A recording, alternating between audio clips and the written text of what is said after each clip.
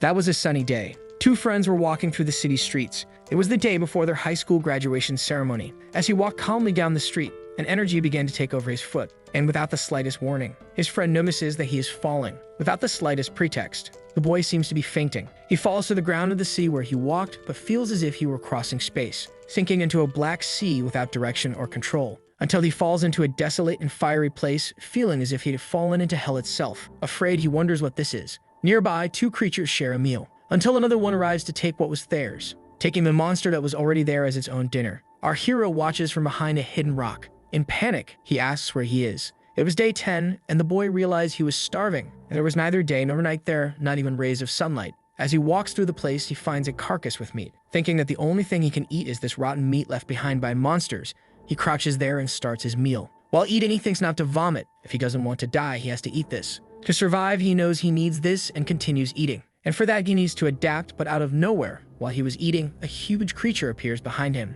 It strikes a powerful attack, and our hero barely escapes by crawling. Picking up a stone from the ground, he throws it at the creature, cursing that damn monster. The stone hits the creature's face, and he thinks that to survive, as he grabs a bunch of stones and starts throwing them at the monster, which retreats. Then he realizes he will need to fight while crying and realizing he misses his mother. During day 39, something hit a monster square in the face. Our hero hit the creature without mercy. With that weapon full of battle marks, he curses the monster. Furious, he thinks he will kill them all, and that he needs to let go of this whole being human thing. Sometime later, on day 51, in a shelter made of the bones of a huge creature, he eats meat now roasted, thinking he has to do this to survive. He thinks this disgusting meat is like a luxury to him, as he eats it while tending his fire. A terminal appears saying he has reached level 3, which leaves the boy somewhat confused. While eating, he wonders if he has finally gone mad. Looking closely at it, he thinks, or maybe. And with his deco, he clicks on the confirmation. After 24 years, his current level was 24, and he was casually punching a creature's head. Apparently, it was too strong and left a hole there. He thinks it's now easier to knock these bugs down with just one hand and continues taking them down one by one.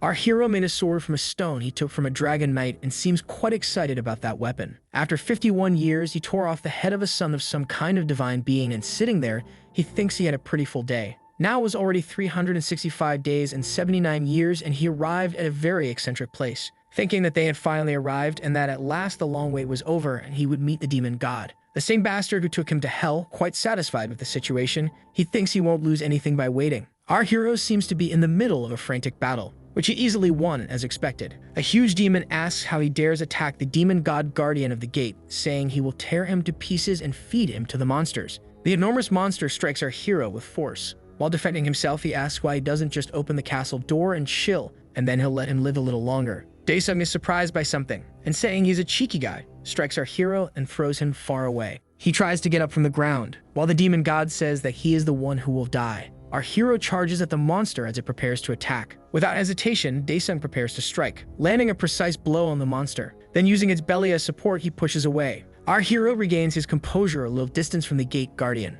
A flame appears beside him, and says this guy is relentless, that he'd rather just kill him once and for all. Missing one of his hands, the demon screams, saying he dares defy the demon god. And the demon god asks if he does not fear his grace and does not wish to bring any humiliation to the demon god. But in the next moment, that enormous creature has a hole in its chest, made by our hero's sword. Daesung simply observes the monster with a serious look. Still holding his pose after throwing the sword, he thinks that thing was too noisy. Defeated, the monster says that this is ridiculous, then collapses to the ground in the next moment. The skull asks what he will do, for even with the gate guardian dead, the demon god will not let him go free. He says he knows that, and asks if he's sure he wants to kill the demon god ruler of hell and become the absolute ruler, but Daesung says he's not interested in that. That skull then asks why he's fighting the demon god, and Daesung says it's been 80 years since he arrived there in hell. He fought many monsters and had to survive, and his companion says yes, and that they really were great guys. That all of them have many stories and reasons for going to hell, and that's why he has a question. Why does the demon king want him there in hell? That's it, he's going to ask the demon god about it,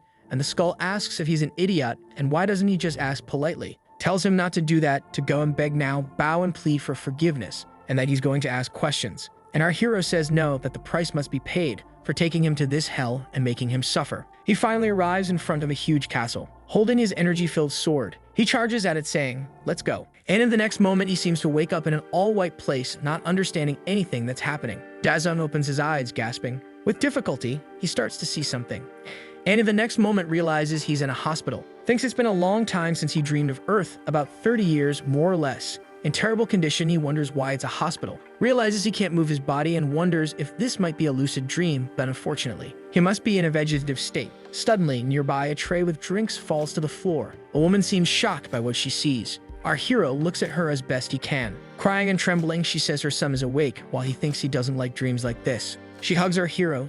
He thinks it's childish and silly, and would rather interrupt it right now, but watches as she calls him dear. She hugs him, while he thinks this can only be a dream, questioning what vivid feeling this is. Starting to get scared, he wonders why. Back in hell, the scene was total destruction on the battlefield, and our hero said he really thought he was going to die. The skull says he's a bastard monster, and never thought he'd manage to catch the demon.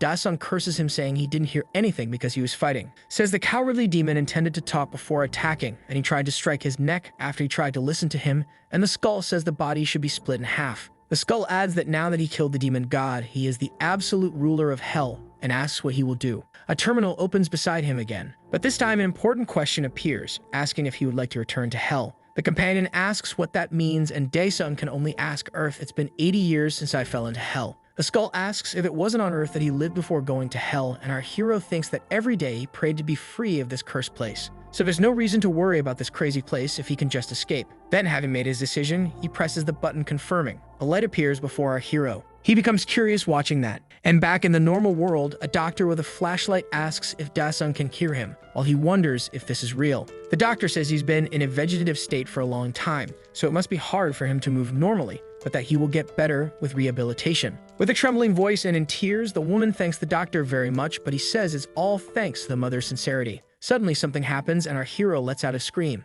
The doctor tries to do something, telling him to calm down, while he questions which one is the true dream. If the dream was that moment when he found the message, or if it is now. Those young people ask his mother if he turned into a monster, and that they must report it. The doctor calls his name, while in fury, he tells the man not to come near him, and he bites his hand hard. That doctor screams in pain. Dae-sung asks if it's a curse or paralyzing poison, and asks what they did to his body. The doctor screams in pain looking at his hand, and suddenly our hero is able to move. He falls to the floor screaming and asking how he managed to live until now. His mother screams his name, while he thinks it doesn't make sense. He says it's 80 years of fighting and asks if they believe he will die peacefully now, that he prayed and prayed while dying on the frozen ground of hell. Then he screams, saying he will never die, thinking to let him return. Two nurses enter the room, a bit scared. The men try to help him while he screams, telling them to let go before he kills them all, but doesn't believe he's awake with such a horrible body. Suddenly something catches our hero's attention, something that apparently scares him. He looks at the window, and outside in the sky something very strange is happening.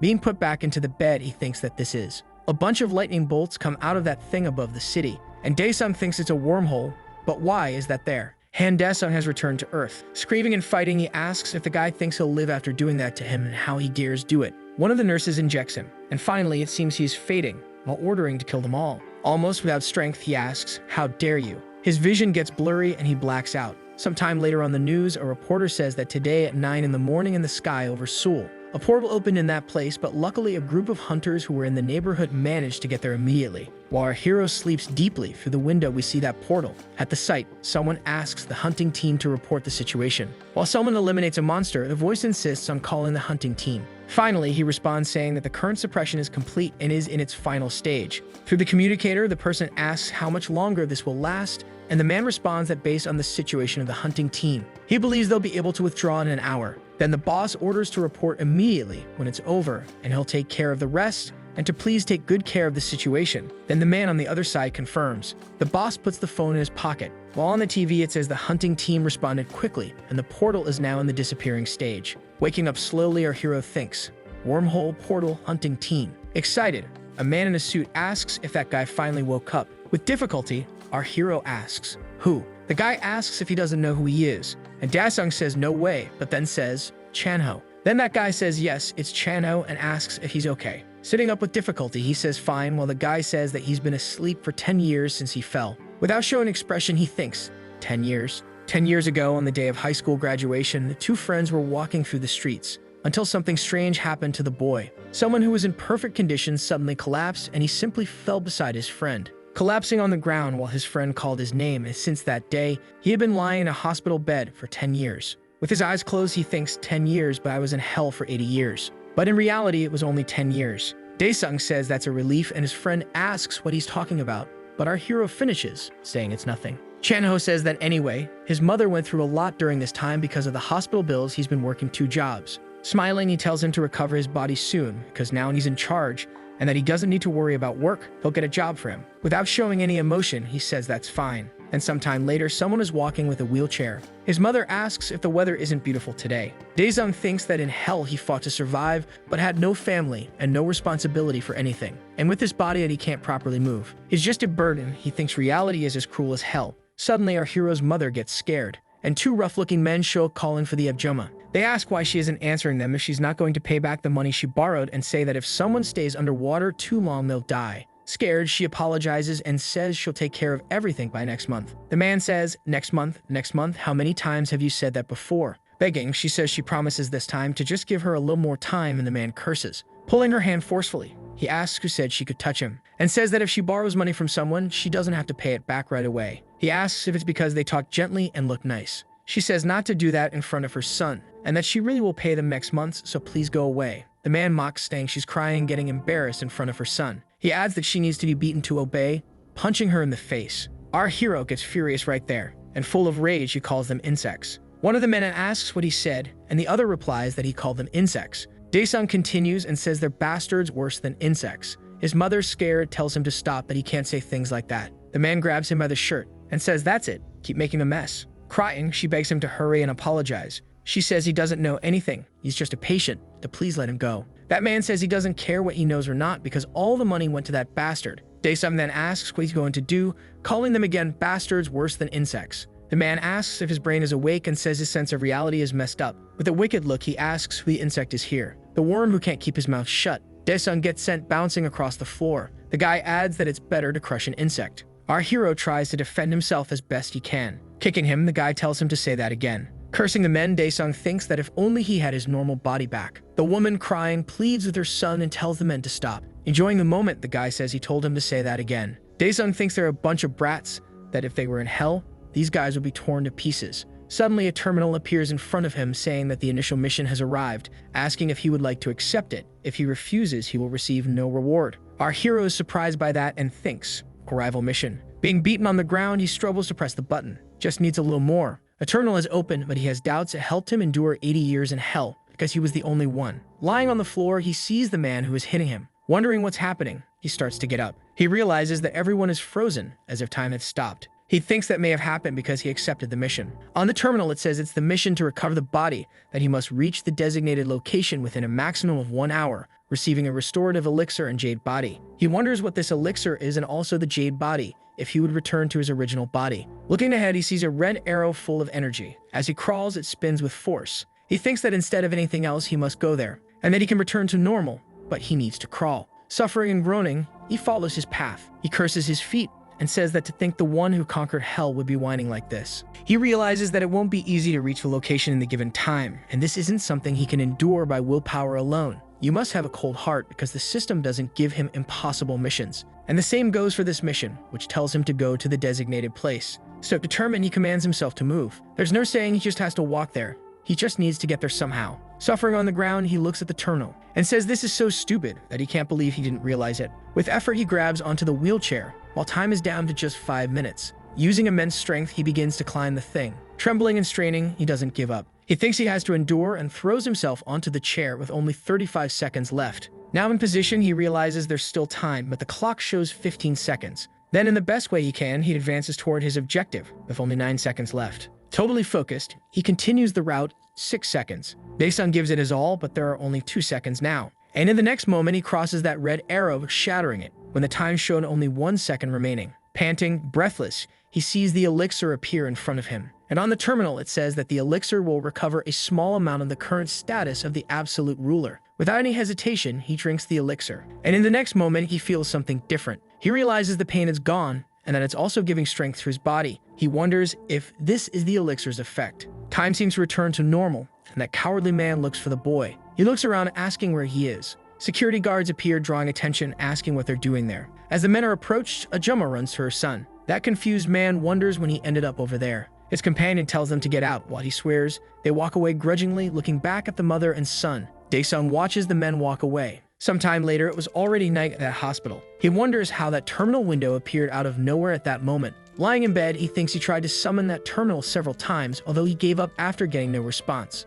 Our hero remains lying down, reflecting on it, and says, "Terminal window mission Dan." He knows he needs his body back to normal as quickly as possible before the gangsters return again, and for that, he needs a mission. The Pantheon awaits its absolute ruler. Our hero realizes something is happening and wonders what it is. Floating in an unknown space, he wonders where he is, if this is a dream. His feet begin to reach the ground, and on the terminal it says that he descends from a divine pantheon, and that this diary of the absolute ruler will be used to create the avatar, completing and accelerating his implementation. Daesung repeats, "Complete the implementation," and that anyway, this feels like a dream, and asks if all he has to do is follow its commands, right? Smiling, he says then they will begin. On the terminal, it shows the second mission, which is to destroy a specific target, and the reward will be a chip with the memory of the absolute ruler. A bizarre creature appears there. Then taking a deep breath, he focuses, and with his eyes glowing, he moves into attack, landing a powerful punch on the creature. Right after that, he receives the third quest, which shows that the recovery of his body is in progress. He must run 10 kilometers to complete it.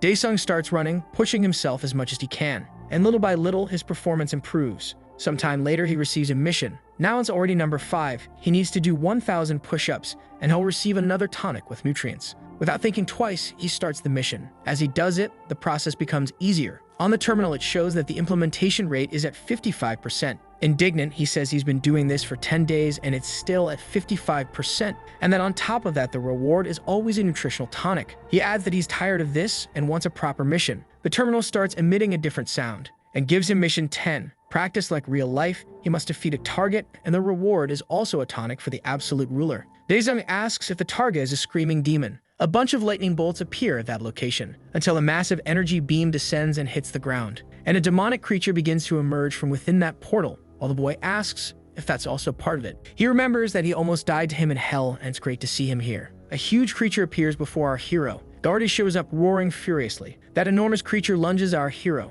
and strikes an attack against him. Daesung defends himself as best he can and thinks that if he keeps taking hits like this, his bones will turn to dust. Taking the pressure there on the ground, he leaps toward the creature, this time going on the offensive. But the monster is faster and hits him in midair, throwing him to the ground. Our hero curses as he starts to get up, wounded. He says he's getting wrecked by a screaming demon, and that it's embarrassing. Without mercy, the creature prepares to attack again. It unleashes a series of attacks on our hero, who dodges as best he can, until the monster seems to see an opening. And with a different move, it grabs our hero, who groans as he's being crushed there. Then he says that he remembers, and says he knows how it was that he got hit by him in hell, also how he was crushed. The furious creature squeezes our hero even harder. But suddenly, in a faster movement than expected, the creature's hand is sliced, and our hero appears with his weapon. Then he says he had forgotten that he could summon swords. The very irritated creature attacks again, and our hero attacks too, telling it to go back to hell, unleashing a flurry of attacks against the monster if he loses to it. On the terminal, it shows that the mission is completed, and says that the implementation progress orc is 55%. The day begins to dawn in the human world, and the hospital still seems deserted. Someone opens the window of the room, and the light begins to shine into Ajuma's eyes. She gets up, rubbing her eyes, and asks who it is. Someone is standing in the room. Then, startled by what she sees, she asks if it's Daesung, and our hero appears against the light with his body in much better condition. Smiling gently, he says, "Mother." A little later at that hospital, a doctor seems to be examining our hero, doing some physical therapy exercises with him while the doctor and his mother observe. She asks if that's even possible and says she's sure that in the last test, they said it would take more than 6 months for him to be rehabilitated. She questions how he can move normally in just 15 days. But the doctor says that for now he has nothing to say, that the patient's medical condition is inexplicable. Ajuma asks the doctor if there's any chance that Daesung could be. Confused, she asks, "That's it, isn't it?" The man says it's different from the usual symptoms, as she doesn't need to worry about that part. More relieved, she thanks God. Irritated, our hero tells the man to stop doing that, and the guy awkwardly apologizes, saying he's just really surprised by his improbable recovery. Ajuma says this is a relief. Daesung thinks he feels much more comfortable now. He doesn't feel any problem walking or moving his limbs. But even so, he still needs to return to his original body quickly. Arriving at the reception, he calls for his mother and sees her thanking the nurse, and the woman flattered asks what she did. She says it's nothing compared to what a mother did during all those 10 years, and that she went through a lot. The mother says it's really like a miracle. Looking at that scene, our hero thinks he can't imagine how hard it must have been for his mother to endure all of that for so many years.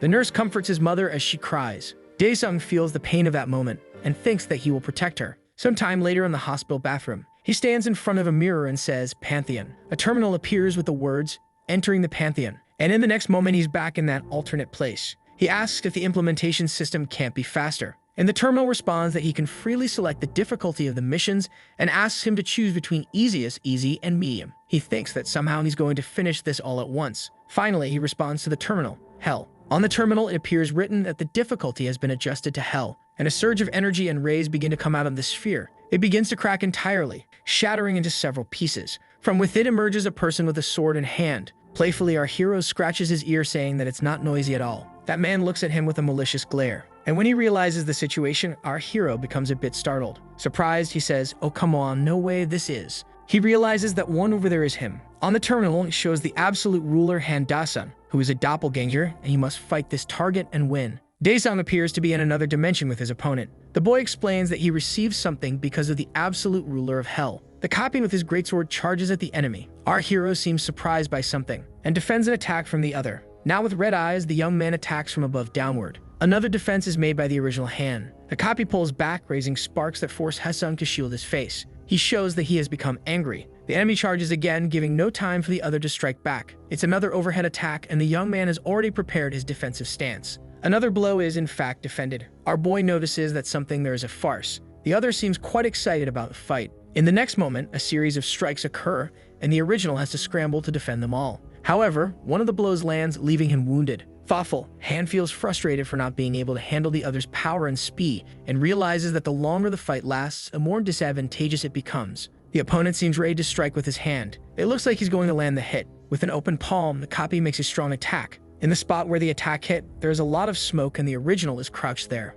Our hero supports himself on his sword embedded in the ground to stand up while coughing. Covered in injuries, he says the imposter is more authentic than the original and that he can't be happy about that. His eyes turn red, and the young man says the opponent will be defeated here and now. Then he activates a power that envelops his body called naturalization. The copy seems ready to continue the fight. Suddenly, an intense flash like a sun appears. The enemy charges again toward the other. His powerful downward attack seems to have sliced an illusion. As the strike doesn't hit the target, the boy turns to the other side looking for him. But just then, Han seems to materialize where the illusion was. And as he approaches the copy, he asks which way he was looking while placing his hand on his face. With that hand, the hero pushes the other Daesung's head down to the ground. Using his strength, he keeps the other Daesung's face turned sideways toward him. Now he grabs his greatsword and prepares to deliver the final blow while the opponent raises his arm to try to defend himself. The weapon doesn't hit the target because the young man managed to dodge with his neck. A black blur passes behind the original, and that was the imposter who used his speed to distance himself and reposition. The boy gives a wicked smile.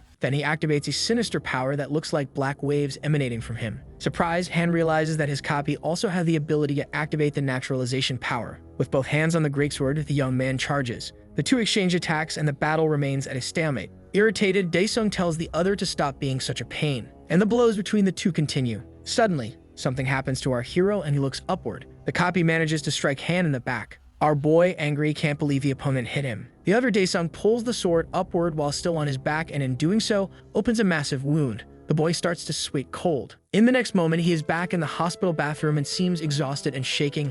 It seems a lot of time has passed because someone is knocking on the door. Han is struggling to do anything and can't even make a sound. A janitor, likely wanting to clean, is on the other side of the door and asks why it's locked. While reaching into one of her pockets, the woman mutters to herself that this doesn't make sense. She grabs a key that opens that bathroom and is about to fit it into the handle. The key is inserted, and now she will unlock the door. Back to the battle. Daesung thinks he can't do something like that while kneeling and holding his injury. Our hero is very badly hurt and knows that if he loses, all his effort up until now will have been in vain. Pressing on his shoulder to stop the bleeding, he thinks to himself that he needs a way to defeat the other, or rather, himself in hell. A strange solution comes to his mind, and that is the inventory. Returning to the hospital, someone speaks to the woman, "Mrs. Kim, you were called to go to the 3rd floor," and she stops fiddling with the key and replies, "Oh, I forgot." The man emphasizes that she should go quickly, and the lady grabs her cleaning supplies while saying she's going. Our hero seems to have gotten lucky and can now remain in peace and forgotten in the bathroom. Back to the fight, Han is aware of how screwed he is and just thought of a way to solve his problem.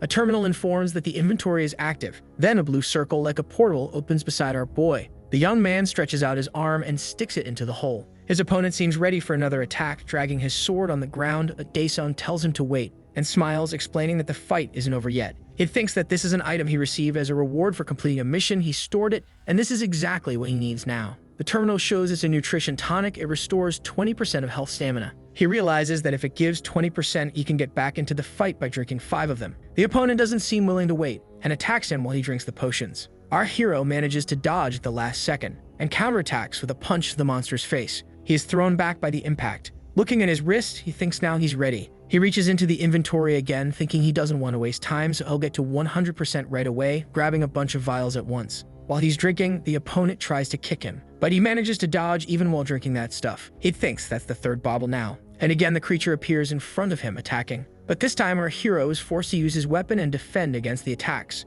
Irritated by this, he thinks 4 or 5. He resumes trading blows with the creature, thinking he has recovered, but that it's still too much. Suddenly, the opponent makes a different move and grabs our hero by the neck. He holds Dasung like that, smiling with a wicked look. He delivers a fatal attack against our hero, who calls upon his inventory at that moment, and suddenly the sword goes into the opponent's belly. He doesn't understand what's happening. Then, looking down, he sees the sword entering through the inventory. While our hero defended himself using his inventory, he landed a fatal blow on his enemy. He finally falls to his knees on the ground. Dasung calls the inventory again while saying he's glad the move worked. Says that finally the damn mission is over, and the terminal shows that his body returned to its original state, and the jade body is at 100. And also that the body was fully restored, and now he can use the hell system even in this world. Something starts happening around Dasung. He wonders what it is and is happy to have his strength back. But he's covered in scars, and that reminds him of the hard work he had in hell. He finally orders the system to let him out. The terminal shows that he has unread messages and asks if he'd like to view them.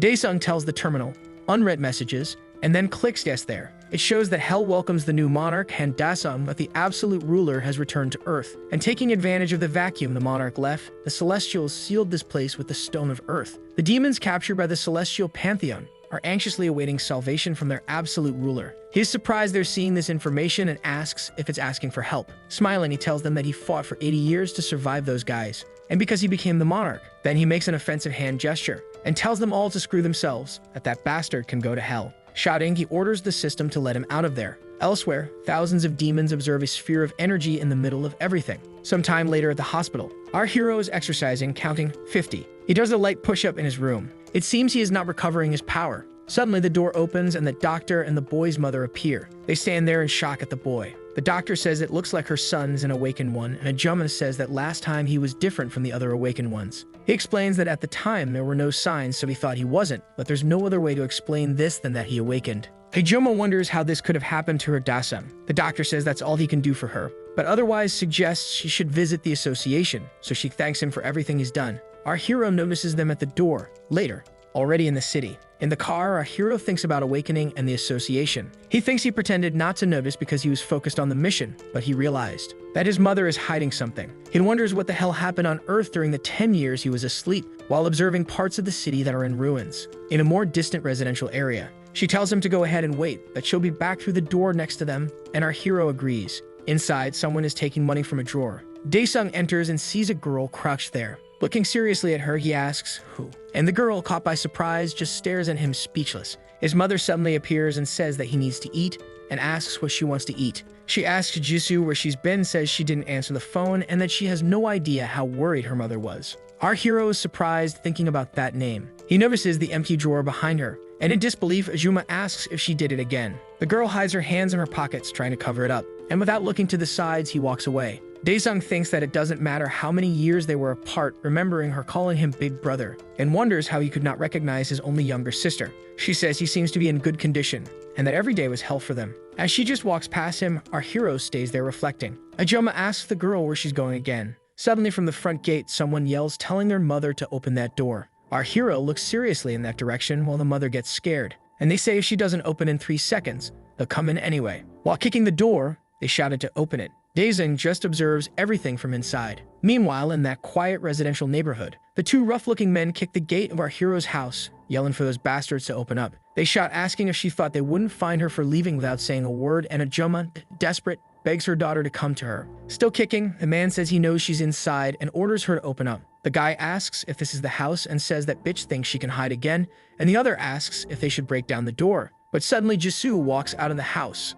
Looking seriously at the men, she says they're making a hell of a racket. She turns and keeps walking, leaving the men confused. The older guy asks who she is, and the other man says she's like the daughter of the family. With the door open, they enter asking if she's home. That guy seems pleased with what he sees. She apologizes and says she couldn't contact them because her son was discharged from the hospital today. She says what she has with her right now is this, just this. Then suddenly her wallet flies into the air, scattering money everywhere. Daesung yells for his mother, while the man curses at her, asking if she thinks they came all the way there for such a small amount of money as he hits her and throws her to the ground. She falls to the floor a bit dazed. Our hero gets furious seeing that. Meanwhile, another man approaches and is surprised to see his companion thrown at his feet. Kneeling down, he asks the guy what's wrong with him, and the guy, all beaten up, just points forward, while the other looks at our hero saying, "What, who?" Daesung says he wanted to see those two, and they came to his house, leaving the man confused. Angrily, he asks if he's that bastard who couldn't even walk, and adds that he's not worth his mother's money. Heading toward the man, and he asks if the guy knows how he survived in hell. And while he was saying that's nonsense, our hero grabs him by the face, then explains that every time he receives something, he always paid it back. Punching the man in the face, he says, 10 times more, hundreds of times. Beating him without stopping, he says, definitely. The guy falls to the ground, and our hero says, come on, we still have a long road ahead. But he is already lying on the ground, badly injured. Seeing a wooden box, the man seems to get an idea. He grabs the chair, while calling him a fool. Charging at our hero, he asks if the other has lost his mind. Without hesitation, Daesung punches the man through the chair, throwing him against the gate. Then the other man pulls out a knife from his waist. Calling him an insolent youth, he asks if he sees that and says he's going to injure him. The man charges our hero, brandishing the knife, telling him to face him. Nimbly, our hero grabs the man's wrist and asks if it was that arm, while the man tells him to let go. Questioning if it was the arm that just struck his mother, he twists it effortlessly. The man screams in pain and drops the knife to the ground. He holds his hand, screaming, while the other man begins to get up. Annoyed, he asks if the boy thinks everything will be fine after this. Smiling, Daesung says that in that case, there is only one path to stop them from causing more problems permanently. The lady screams, telling him to stop. She tells Daesung to cease, while the two men seem to seize the opportunity. Then they flee through the neighborhood streets. They get into their luxurious car and drive off. The larger man asks if that was the same boy who was in the hospital, and the other says it looks like he grew, but it's the same person. Then he asks how someone who had been unconscious for 10 years could change like that. The thinner one asks what they should do since the boss ordered them to handle it personally. In response, he says that's not the problem. The real problem now is how he's going to do it. Seeing a girl walking nearby, he tells him to stop the car. The lady explains that he had a collapse, and they went to several hospitals because no one knew what he had. She sold the house and the store for that. She says she hoped he would wake up soon, but ended up losing the entire rental deposit and also took out loans from financial institutions. She explains that it was not easy to pay, not the principal, just the interest. Daesung asks if Jinsu is still a student and also what happened to her. The lady says she dropped out 2 years ago.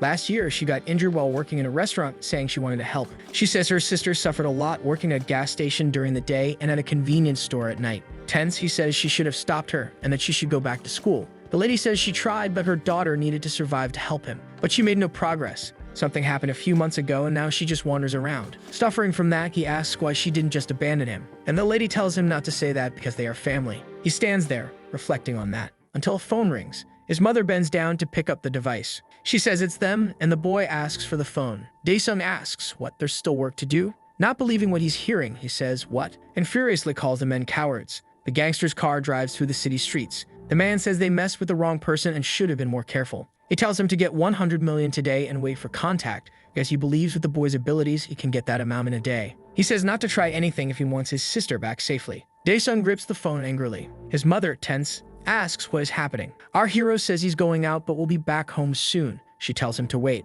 She says it's dangerous, and if he hurts someone and ends up in jail. She adds that she wouldn't be able to bear it. He then thinks he can't solve this by eliminating them because this isn't hell. Suddenly, the terminal appears in front of him, and he stands there as his mother watches, not understanding anything. She calls for her son, a little confused. Then he says she doesn't need to worry. Smiling, he says nothing's going to happen. It shows that this is an adaptation of The Returned, and as a bonus, he will receive a basic ability. Daesung says if he's going to be given something like that, then please make it quick while he clicks on the terminal. Then the terminal shows some abilities like poison, stealth, hellfire, and summoning shadow specters. Daesung is a little unsure about which one to choose, and he realizes there's nothing there that he really liked. Sometime later in the city, the kidnappers go on their way while one of them asks if the boy wasn't going to come there and the other asks if he even knows where that is, and what to do when he gets there, since they have a hostage. From the top of the elevator, some energy bolts appear. Out of nowhere, the elevator shuts down. The big man asks if it blacked out and why it's blinking. Something starts to rise from the floor. He looks back confused,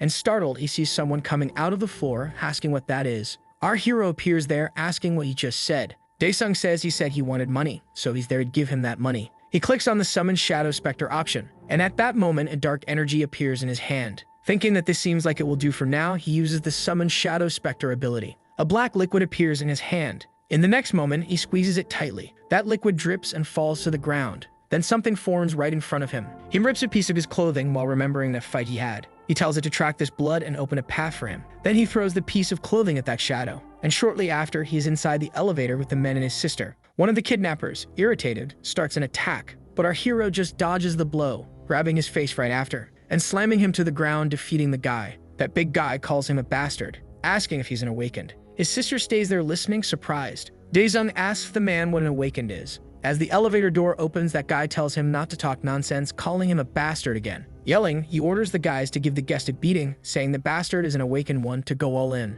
Then out of nowhere, Daesung strikes the man from behind, throwing him to the ground, defeated. One of the guys tells them to hold that bastard, and then all the men start advancing on our hero. Daesung comes forward imposingly toward them, causing all the lights in the place to flicker and shoot out sparks. The first one tells him to die and lands a direct hit, but suddenly, our hero transforms into a liquid in front of him, appearing further ahead, already among the men. With a backward kick, he counterattacks the guy, while another calls him a son of a bitch and tells him to die. Daesung easily dodges the attack, returning a massive punch to the man's face. Moving very fast, he advances among the men, attacking each of them. The lights seem to be interfered with by his power. Within seconds, all those gangsters are defeated on the ground. Daesung continues walking among them, returning to the elevator where his sister is. He kneels down near her and asks if she's okay. He removes the tape that was covering her mouth. He says she's going home, and his sister asks what he's going to do. Daesung says he's going to finish that business there and will meet her soon. As the elevator door starts to close, she stays there surprised, watching. He turns his attention back to the problem. The light flickers, indifferent to everything that happened in that place.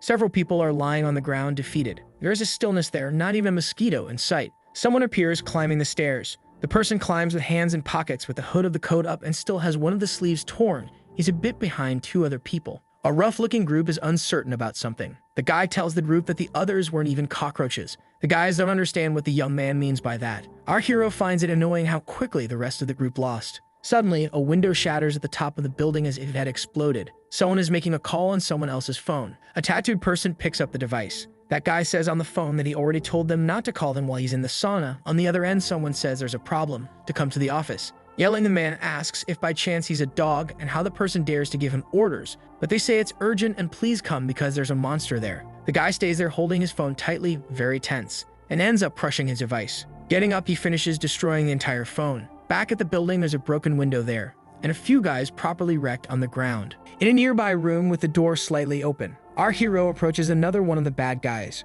The trembling man tells him not to come any closer, but he seems to ignore the request. That guy is terrified of the boy. Daesung just stares at the man coldly. Suddenly, an entire wall is smashed apart, and that catches our hero's attention. That huge man comes running toward him using some kind of attack. Very quickly, he reaches Daesung and grabs his face, and with great force, slams our boy to the ground. With a grim face, he says he made a big mess in there. He thinks neither his mom nor Jinsu were surprised when he used his power. Holding our hero's head to the floor, that brute asks where all his friends are. Daesung realizes they already knew these things existed, and that he didn't ask anything because he was focused on recovering. When he grabs the brute's arm, several shadows follow. The man notices and becomes frightened. He escapes from Daesung's hands, leaving only a piece of his suit. Even as he backs away, the shadows advance toward him, and while the man is scared, our hero recovers. Nim thinks that this guy did all that on his own. Daesung stands up and brushes himself off a bit, and with an indifferent look, he asks the man if he is an awakened or something. The guy says there's no point in backing down now, so he's going to send him to hell. With his best indifferent look, he asks, hell. And the big guy uses his power, showing off all his muscles while destroying his fancy suit.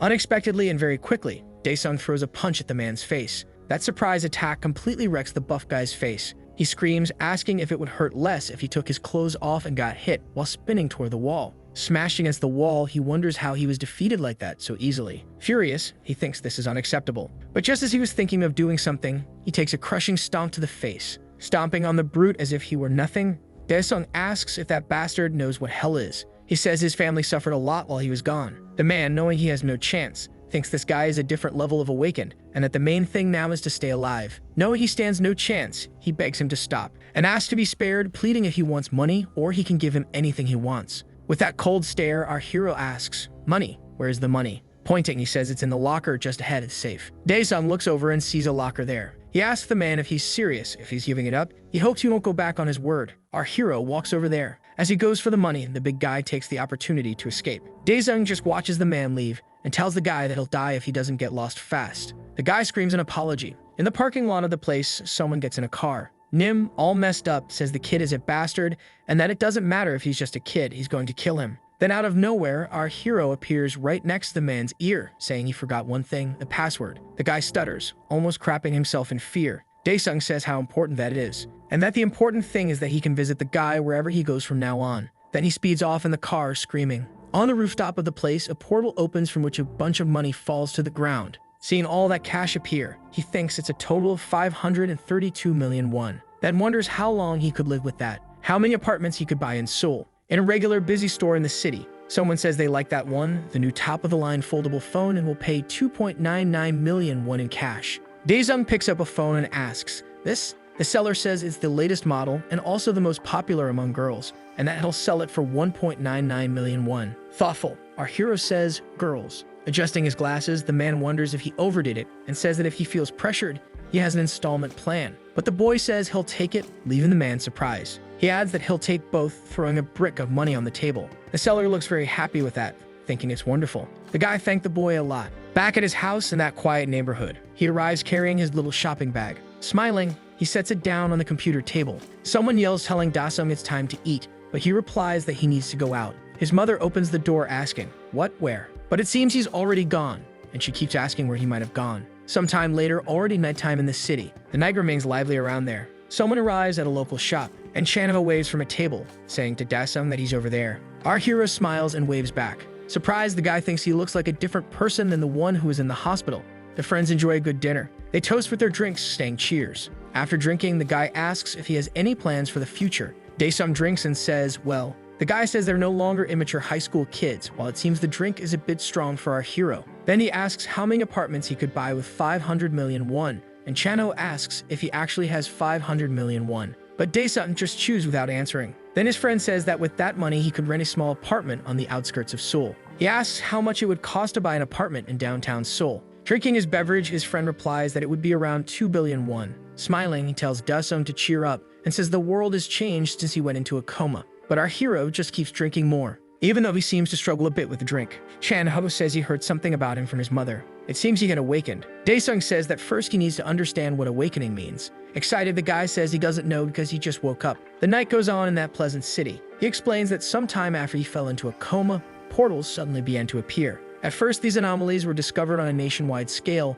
being investigated and controlled. But one day, monsters started leaping out of the portals and the portals began to fracture. They started attacking humans. So they fought back with all kinds of weapons, but human weapons didn't seem to work. The damage just kept increasing. Daesung asks if it didn't work even with weapons or cannons. Chanho says he can assume that normal weapons don't work, and that over time they discover that only aura weapons, made from materials left behind by monsters, could work. The people who can use aura weapons are the ones called awakened. He adds that it's just like him. Looking at his phone, Daesung says he's an awakened like him. And his friend asks if he bought a foldable phone, then our hero asks if it's not cool, saying the seller told him it was a top-end phone. Smiling, the boy says that phone looks like it was released as a freebie recently, and asks if he's sure he actually paid for it. Our hero realizes he got ripped off while his friend teases him. Then he says that anyway, even if he doesn't use any aura weapon, he can use his power to enhance his body, which is also an attribute of an awakened. He says his body improves suddenly, and that he heard he stomped on the gangsters who came to his house recently. Annoyed, he says that if he wasn't an awakened, he asks if his friend would give him any money. Chanho is shocked by the statement. Irritated, he asks what the kid is trying to say. Then Daesung asks how much he earns, when suddenly, it seems reality starts to crack near them. The two friends look at that with concern, and a portal begins to open right there. Inside, we can see some creatures. The people around the area become terrified, saying, "A portal." A heavy monster appears, cracking the ground where it steps, and several more come out of that same portal. Strange creatures with different skin colors appear marching. It was an army of big, strong creatures beating their wooden weapons rhythmically, and a group of humans watches them from afar. People in the city look at the monsters, terrified. The creatures resemble orcs and are very fierce and angry. They are warring, inciting each other to attack. Citizens scream for everyone to run to protect themselves, but two people stay behind to observe. Our hero and Chanho are the ones who stayed, and the friend warns that a sudden fracture occurred in the portal. Han wonders who those guys are because they were different from the enemies encountered in Hell. He slams his foot hard on the ground so that it breaks and then picks up a piece. Throwing the rock into the air, Daesung asks if he should give it a try, and his friend doesn't understand his goal. The young man gets ready to throw the fragment and hurls it with all his strength like it's an Olympic discus throw. Even though it's a small piece, that object shatters into 1,000 fragments easily on the creature's arm. Thoughtful, Han is interested in knowing what kind of creature that is. At the spot where the stone hit, it became clear that it's not that their skin is hard, but rather that they use a protective field. The creature watches with great anger something beside it. Desperate, Chanho says that guns and cannons don't work against the enemies. One creature begins a charge, separated from the others. Raising its wooden weapon, it's about to strike the duo of friends. The guy in the suit already thinks it's the end for them, but he raises his arm and tucks his head in, trying to protect himself. While the young man has his eyes closed and is shielding himself, it seems someone took a hit. Chanho realizes something happened because he's still alive and unharmed. Shocked, the man sees as he looks to the side that the enemy was defeated with just one blow from his friend in hand. Unfazed by the other's panic, says that punches work. Taking in the situation, the man thinks to himself, what a senseless thing, bare-handed punches. Two more opponents join the attack against the pair of friends. Daesung approaches one of them, already prepared for another powerful punch, and he lands it. Now the score is 2-hand, monsters 0. Our hero is unstoppable and takes down an impressive streak of them with ease. Chanho, observing his companion's feat, wonders if the other awakened above Class B. The young man looks behind him and sees a crowd standing still. He tells himself that now is not the time. Strangely, the city seems unaware of the horrors happening in the area where that enemy army appeared. Two enemies watch from the other side of the street, a crowd that is paralyzed from having seen them. Terrified, the people realize there are many monsters all around and think it must be the end for them. Like a true white knight, Chanho tells the group not to worry because he knows the way to the shelter through the sewers. He then asks everyone to follow him to get there safely. But to ruin his plan, more creatures appear. From the expressions of the people, they think this must be the end. The furious enemies prepare to attack, and suddenly there's a stampede and the population runs in panic in all directions while one little girl stands frozen. The creatures don't care and begin their charge. A child, crying in terror, calls for her mother. The beasts reach some people and they scream, begging for someone to save them. One enemy is now about to strike the little girl who is trembling. She's slightly hunched over, her face soaked in tears, her feet are so high that she no longer even calls for her parent. The creature brings down its hammer to strike the girl, but she's confused when it doesn't hit her, because Chanho saved her by leaping in and pulling her out of the way. In the next moment, a powerful blow hits the creature from the side, shattering its teeth. The attacker was Daesung, who defeated the beast with an incredible knee strike. Relieved, the man in the suit is happy to reunite with his friend, and he shields the little girl so she won't see everything that just happened.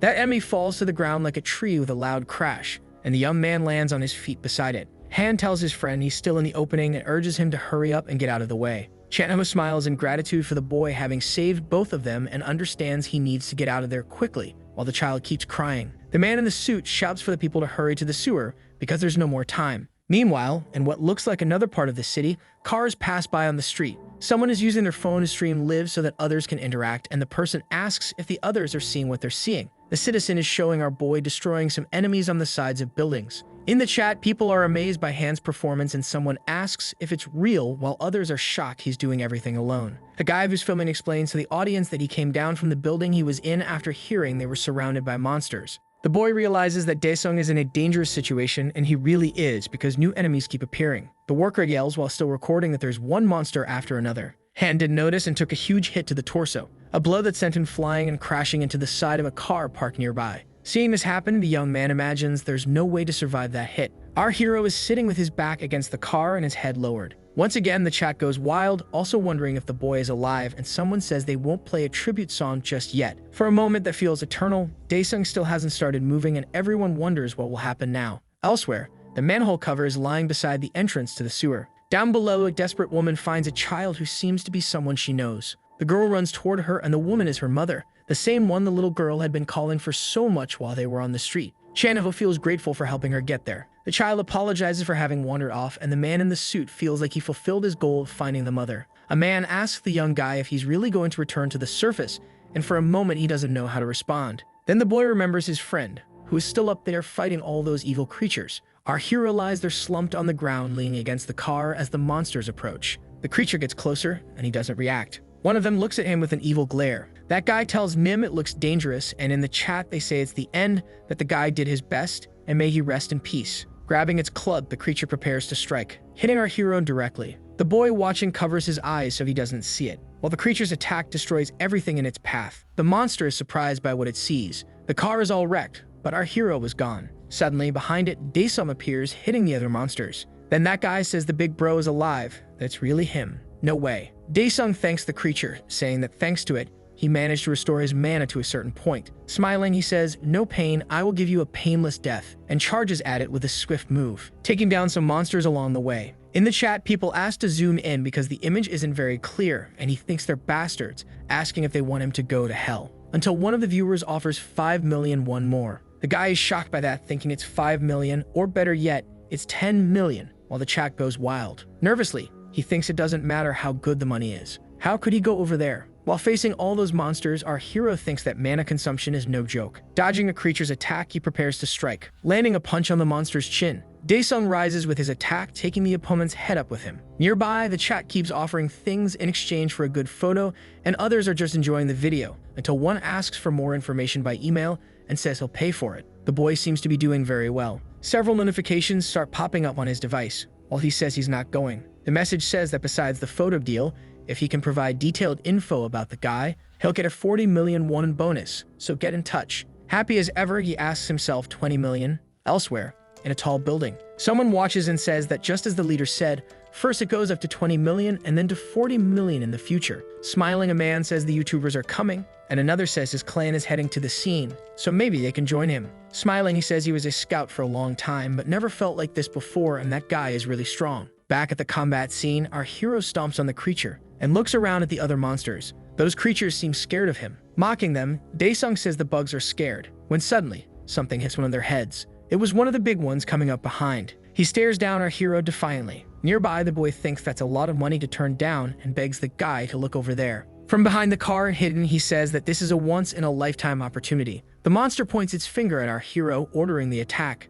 Daesung curses, realizing they're coming endlessly, and that his mana is already almost drained. Arriving next to the guy suddenly, Chanho asks what he's doing and why he hasn't evacuated yet, nearly giving the guy a heart attack. The support gear with the phone and microphone fly to the ground. He asks if the guy is crazy to be there in that situation. In the chat, people ask what happened to the chicken guy, and tell him to rest in peace. Grabbing the man, he commands him to get inside that building quickly. Desperate, he thinks, no, my money. Looking at his gear being left behind, he curses and swears at the situation. Suddenly, the foot of a creature crushes everything. The chicken guy and Chanho watch the approaching monster in fear, and it seems like the chicken guy had a breakdown there. Desperate, Chanho pleads for the guy to snap out of it, asking what's going on. The creature, not caring at all, gets ready to attack. But luckily for them, this monster also loses its head. Something passed by and took the creature's head away. Chanho watches this completely shocked. He looks at his friend, who's on top of a pile of monster corpses. Excited by it, Daesung says, "Nice try." He asks why Chanho came back, and his friend explains that he returned because he was worried.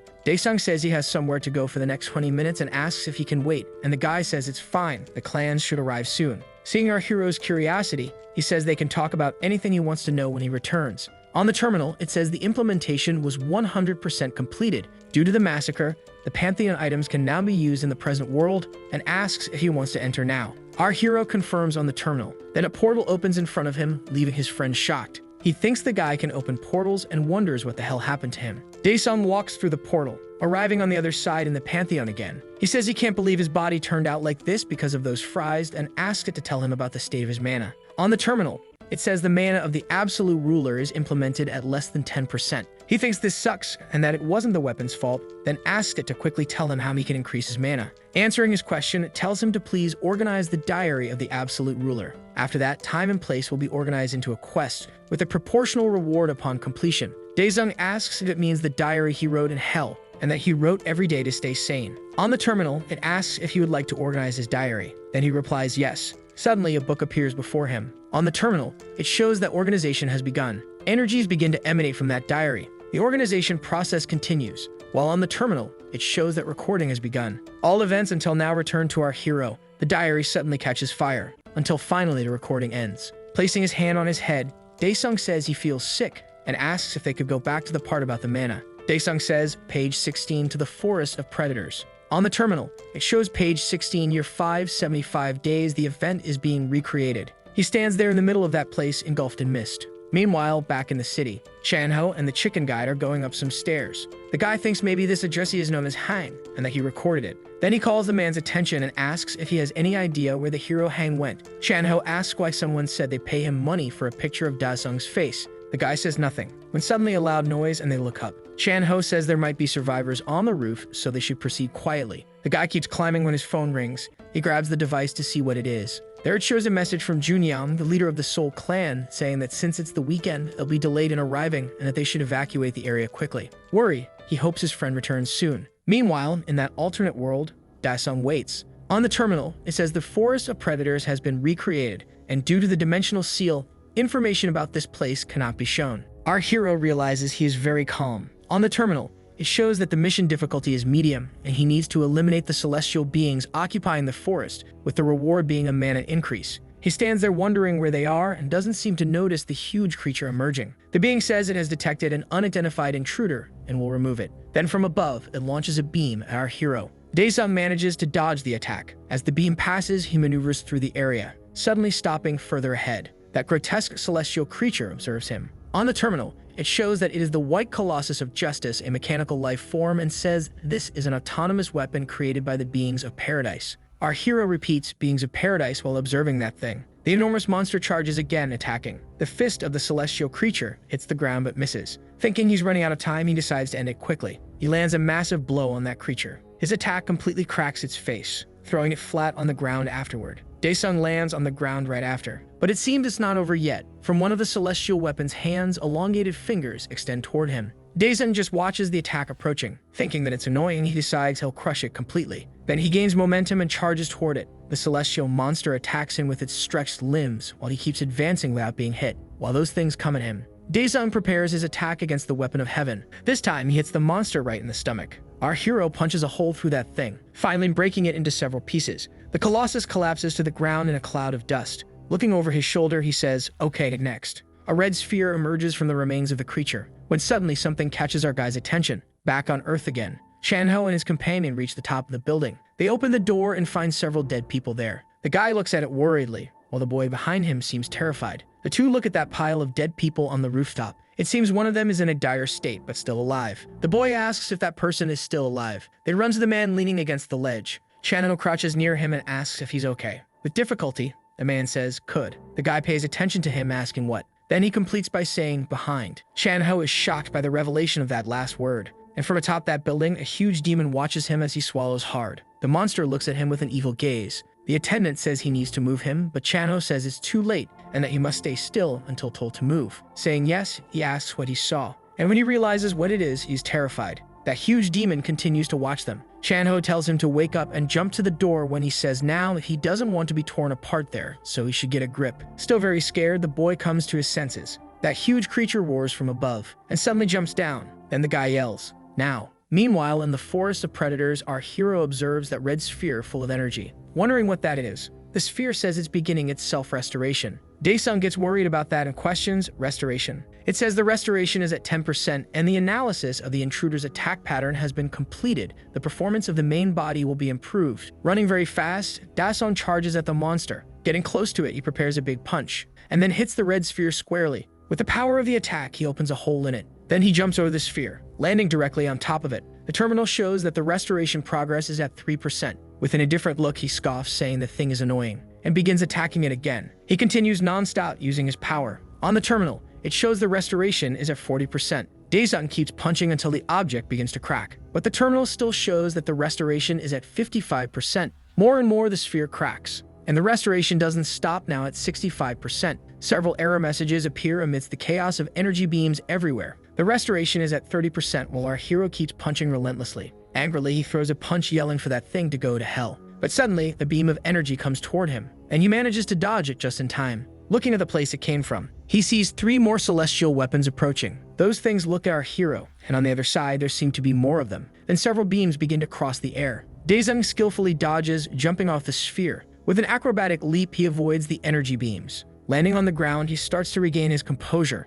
He curses while looking at his new enemies. On the terminal, it warns that the restoration is at 95%. Then with a burst, he charges forward again. Those divine machines begin firing their beams at him, but our hero increases his speed, leaving all of it behind without giving them a target. He charges again at the machine that's almost fully recovered, and the fury in his eyes alongside the terminal showing 98% recovery progress. Daesung delivers a huge blow to that thing, this time creating a massive hole in it. The celestial machines surround the area watching. Steadying himself on the ground, our hero braces after all that power. The guy thinks there's no end to this and that he needs to find another way. He realizes he should look into the recorded memories because there might really be a way to end this. He places his hand on his head, but then he feels his brain tingling and then he feels sick. But suddenly something comes into his awareness, and now he can remember saying that maybe it's possible. Chan-ho yells for the guy to run to the door and the boy obeys in fear. Meanwhile, the creature jumps down from above the entrance screaming and brandishing its weapon. While the two run however they can, the monster's club hits the ground, missing everyone. It looks back confused, searching for its easy targets. Furious, it roars and goes after the boys.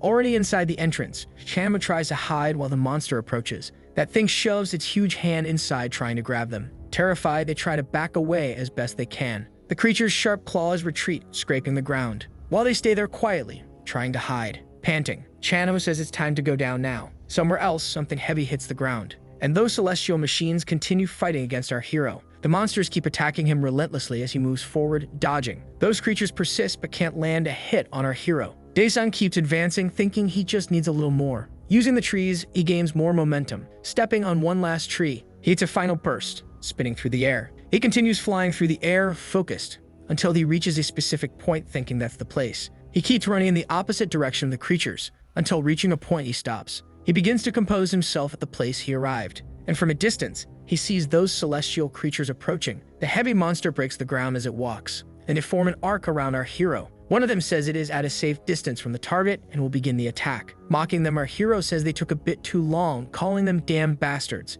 The celestial creature cracks the entire ground, and altogether they begin to emit a bunch of sounds. With an excited smile, Daesung says that's why this forest is called the Forest of Predators. Suddenly, something enormous bursts from the ground, breaking everything, and it falls right on top of those celestial creatures. Then our hero says it's a swamp whale, you bastards, and they eat everything they see. That they'll spend a good time in its belly because it digests everything very well. On the terminal, it appears that the absolute ruler has fulfilled all conditions, and that the ruler's physical abilities have been restored. Daesung stands there feeling his power return. That evaluating himself, he says his mana has definitely increased. On the terminal, it shows that the mission was a success, and that he received a bonus reward, a dagger of judgment. Our hero is impressed as the weapon begins to materialize in front of him. It shows that it is a sacred weapon used by the celestial judge to punish enemies, made from the carcass of white golems, in addition to being very powerful and having a remote control. Daesung repeats the fact that it has a remote control while doing a test. Then he throws the dagger forward. It circles the area in front of him, then returns to his hand. Satisfied with that, he says it will be very useful. Then lowering it, the weapon begins to disappear the same way it appeared. Our hero decides that now it's time to return. A portal appears in front of him. On the news, two reporters talk about the portal that opened and say it was total chaos, asking the professor what he thinks, and he responds that the problem is the hunters. He says that hunters are like public servants, slow to respond, go on vacation. How can the population have faith in a group like that? And that portal fractures happen at any time without respecting holidays, so the other reporter says the association should be held accountable for it. Meanwhile, a car speeds through the city streets,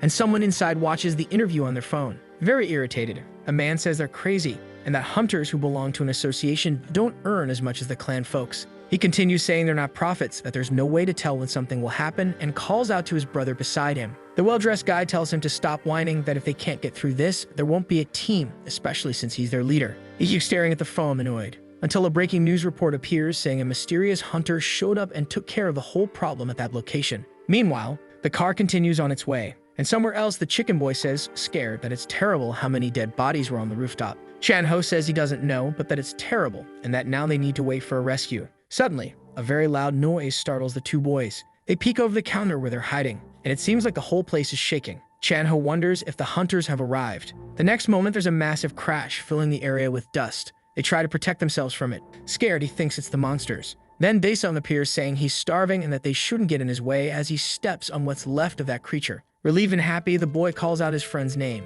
Then smiling, our hero asks if he's late. Half in disbelief, he asks what's wrong with him. Then Daesung hugs himself, groaning, and Chan-ho asks if he's hurt. Our hero asks if he's really there, and the chicken boy replies yes. Then he says to prepare some meat because he's very hungry, leaving only two boys who just went through a terrible ordeal totally stunned. Terrified, they ask if he wants to eat meat there, and insist if he really wants to eat meat there. The place really seems to be a mess. Looking at that meat, Daesung asks if it might be monster blood, but says it's fine, he's okay. The two boys are horrified by the sight of Daesung eating, and they seem a bit disgusted by it. Suddenly, someone enters the place saying there are survivors over there. Then the soldier asks if everyone is okay in there, and the attendant happily thanks God, saying he's going to survive. The soldier looks a bit surprised at the scene, while the boy thanks him a lot. Looking at our hero eating, the soldier says that in this situation, he stammers, speaking somewhat confused. Chan-ho greets the man, thanking him for the hard work they've done that night, and says he missed the chance to go to the shelter, so he's happy you're there. Trying to cover for him, he says his friend tends to act like that when he's in shock. Grabbing his friend, Chan-ho says he needs to go to the hospital for a checkup first, and our hero asks what's wrong. But the soldier says they can't just leave, that he'll guide them to the exit and to follow him. Then the boy says yes and pulls something from inside his suit, saying that if he has any problems to contact them, and that he thinks his clan will have work too, showing a Seoul clan team leader card. The soldier realizes he belongs to a clan, so it's okay, and says he'll guide them to an exit. Then Chan-ho thanks him for that. Sometime later, the military are all over the place, and those two hunters from the car also arrive there. The leader stammers, asking what the hell is that. Yelling at the young man, he calls him a bastard, saying if he has time to throw up, he should check for survivors first, and the boy says yes, apologizing. He says he's a hunter to follow the soldier, who agrees with the idea. The leader thinks, dear God, what kind of kid is that? Just as brutal and strong as the monsters. Elsewhere, a car drives through the city streets. Chan-ho says they should sleep at his place tonight, but our hero says no, that people must be worried at their home. His friend says he's happy he's concerned about that, but if they see him in this state, they'll be 100% shocked. Dae-sung looks over his blood-covered condition,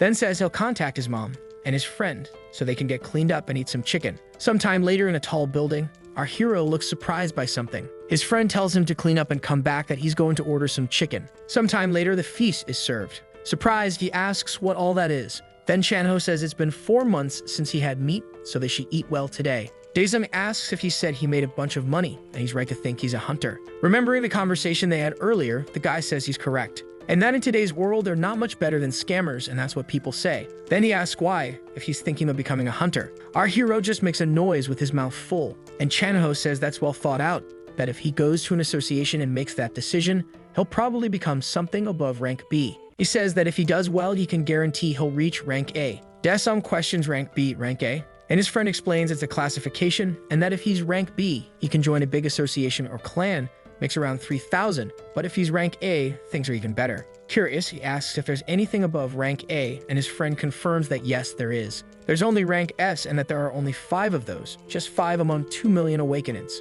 Chan-ho jokes with him, asking if he's trying to become the 6th rank S, but says he's just messing around. But he says not to expect that much, that if he manages to reach at least rank A, he should already be satisfied, and that in Korea a rank A is something solid. He finishes asking if he's sure he wants to become a hunter, and our hero confirms, so Chan-ho says he should trust him. And raising a toast, he says he'll make him great. Dae-sung thinks become a hunter. Meanwhile, in another tall building, in a slightly more luxurious room, someone is eating a fancy meal, and says, so a crazy debtor. He adds that the other man should listen while he eats, and that they'll try again, then he repeats, a crazy debtor, asks if he's saying that his organization was destroyed by that man. The other man in the room confirms yes. Wiping his mouth, the guy says that if that's true, it's embarrassing, and that if he could barely survive, he asks why didn't he just run away? Why have he bothered coming to tell them? The man tries to respond, stammering. Fearfully, he manages to answer that there's nowhere to go. That's Lee Seok, general of the Hongma clan, and he says it would be foolish for a gangster to go to the police, right? And the man, scared, stammers,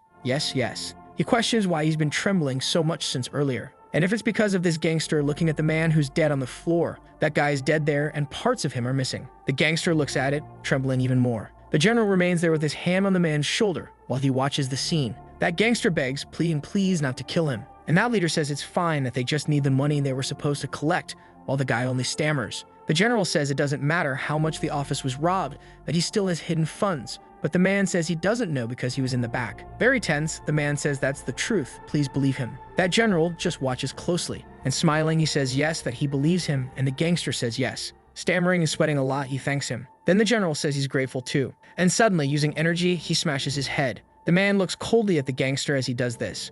At liquid gushes from the eliminated man. Covered in blood, the general steps away, then turns his attention to the document on his desk, and picking it up, he asks someone to take care of that guy. In the image on the documents, it shows our hero. He adds to take care of him properly. A person who was in the corner of the room says yes. Sometime later, at the Korean Hunter Association, the sign shows the initials K-Shay, and our hero is arriving there at that moment. Chan-ho says he should first go to the hall and tell the staff he's there for an awakening test, and then they'll guide him themselves. Dae-sung says, okay. And not to forget to use proper titles, because if he speaks informally to anyone, he'll look like a crazy person, and the boy says okay, while his friend tells him not to cheat. He finishes saying he's going back to work and to message him when the results come out. Looking at his proud friend, he says he's nervous. Meanwhile, our hero walks confidently toward the building. He notices some staff smoking and drinking something outside. He sees others there, thinking they look like people who came to be tested. He passes a man who seems upset, saying this is embarrassing. He thinks that, like Chano said, this will bring money, but it's quite a hassle. Already inside the building, he arrives at laboratory number 3. Several people seem to be waiting inside. Looking at his number, he sees it's number 9. Thinking that hunters really are popular, he's 9th, so it shouldn't take long. Suddenly, his phone rings. A message from his mother asking if he's still with Chano, asking when he'll come home, that she needs to rest because her back hurts. Looking at the phone, he thinks it's better not to tell his mother. So he tells her he's still at his friend's house, that he's going to shower and head home slowly. His worried mother asks if he ate and tells him to come home and eat, that his sister went out to buy food for their lunch. Happy with that, he thinks he'll return as soon as possible. Suddenly, a door opens and a woman in heels appears. She calls the next one, number 9, please. Inside, an old man says that he's the lunatic and who is calling him a lunatic, that he's definitely an awakened one. The staff member apologizes, but since the meter read a negative value, and the old man yells, "What?" asking how many times he said that the meter is trash, and if that's how the association works nowadays. People in the reception complain, saying their ears hurt and that he should leave. Doesn't he realize there are more people waiting? The guy insists, saying all his hair fell out overnight, and asks if they're saying that's not a side effect of awakening. He's sure he awakened. At the door, people try to hold back their laughter, and Dasung wonders why this has to happen right when it's his turn, and that they're waiting for him to come have soup. The miserable man says that if it's like this, he's not leaving the place, that he'll file a direct complaint with the branch manager. Suddenly, someone grabs the man by the head, calling, "Hey, you." Removing the hand, he asks who dares. Very intimidatingly, Dasung asks if he can't see there are people waiting behind him. The man nearly soils himself in fear, and stammering, he tries to explain that the meter is broken, that he's sure he awakened. Daesung asks if he's sure the meter is broken, and a man in a suit says let him check, since he's an awakened one. He then approaches the machine, placing his hand over the sphere. A bunch of energy starts to appear. He stays there while the machine begins to work. The sphere now emits a green light. Then he says it's green, that it's a rank C, and as the man can see, the machine is working fine. Tense, the old man stammers, saying, this is. The woman tells him there are others waiting and for him to leave now. Finally walking out, the man still yells from the door, saying he's sure the meter is wrong. The receptionist apologizes for any unfortunate incident that may have occurred and says he can enter now. Already tired of this, Daesung says yes. The woman asks her senior if that person will have a high score. Joking with her, he tells her stop worrying and get back to work. But the woman thinks that with the pressure from earlier, if he's an awakened one, that he'll be at least rank B or higher. In the morning at Keishe, the Hunter Association. In the branch manager's office, there's a deep silence outside the room, but inside something seems to be happening. The manager asks what's going on, and someone responds that he should go to exam room 3 on the 6th floor right now. Caught off guard, the man asks again what happened, and the other person says mysteriously that it would be better if he saw for himself. A few minutes later inside the elevator, the supervisor is going down the floors. He tries to piece things together before reaching the room. Well, if it's a problem in the exam room, could that S-level specimen have shown up? Trying to calm himself, he tries to push that thought out of his head, saying that if it's a big deal, they'll fight to prevent the specimen from being taken by others. His daydreams are interrupted as soon as the elevator stops and announces that the supervisor has reached his destination.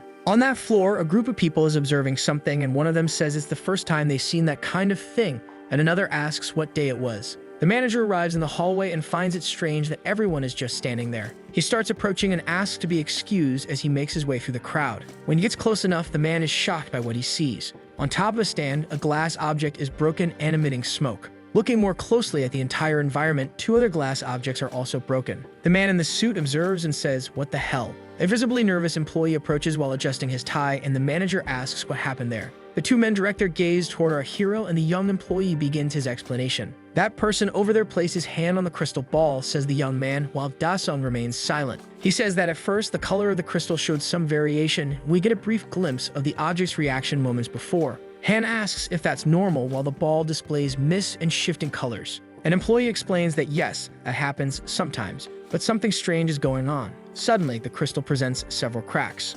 That young man gets worried, not understanding what's happening, just like our boy who has no idea either. The next moment, an explosion occurs and lots of smoke escapes through the closed door, scaring those who are outside the room. The door is quickly opened to let the smoke out. A researcher covers her face while coughing a lot, and Han is standing in front of the crystal, now shattered along with another nearby. Another employee, sitting on the floor, barely knows what to think or say about what just happened, and the hero simply observes the broken crystals. The young man calls out to our boy, asking if he's okay. Han remains silent, his face sweating. The manager asks if the meter is malfunctioning. Uncertain, the employee asks if it would make sense for all 3 crystal balls to turn out like that, and the man agrees it would be too much of a coincidence. Pensive, Han wonders if the company will demand compensation and wants to know what to do now, if he should wait for the results. The young man agrees they should wait for the information. The man expresses concern because, considering what happened, all golden crystal balls would be destroyed. Then he turns to our hero and seems like he's going to ask a question, and the other 2 wait to hear what he'll say. The manager begins to speak, choosing his words carefully. He believes they should conduct a judgment limit test, and Daesung doesn't really understand what this judgment limit idea means. Since the crystal balls can't be used for assessment, the branch will judge the young man through the license test.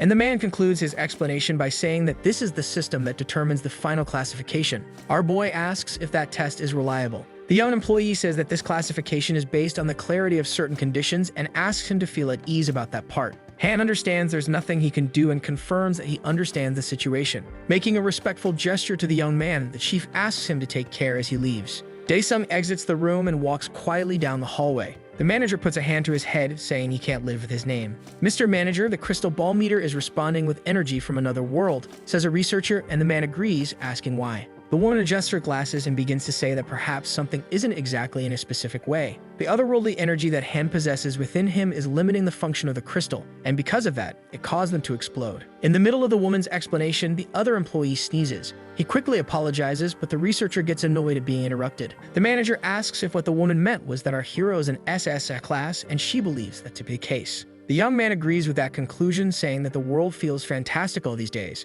Regarding that, the woman replies that the young man is not an SS class god, and strangely, the shards of the crystal ball emit lightning. Back on the city streets, Daesung is talking to someone about the experiment results, and the response is limits. The person on the call finds that strange and asks if the meter froze, and Han says no. He adds that the meter is broken. On the phone, the person asks if the boy messed with it, but soon backtracks, believing it wouldn't break like that. Our boy responds negatively and is asked if he places hands on the meter as instructed by the evaluators, but the object is broken. The young man says yes, and then the person wonders how they didn't foresee that 5 minutes earlier and finally explains that the only way to get a high ranking is by doing well on the exam. Daesung stops walking for a moment and responds dryly that he doesn't care about achieving such a result. The person responds that they understand and asks Han to get home safely, ending the call by saying they'll send the test date later. Still standing, the hero reflects on the things he heard. What a long day it's been, and to think it's not even over yet. Suddenly, something catches his attention and he turns to the side. Near the top of a building under construction, a strong light appears.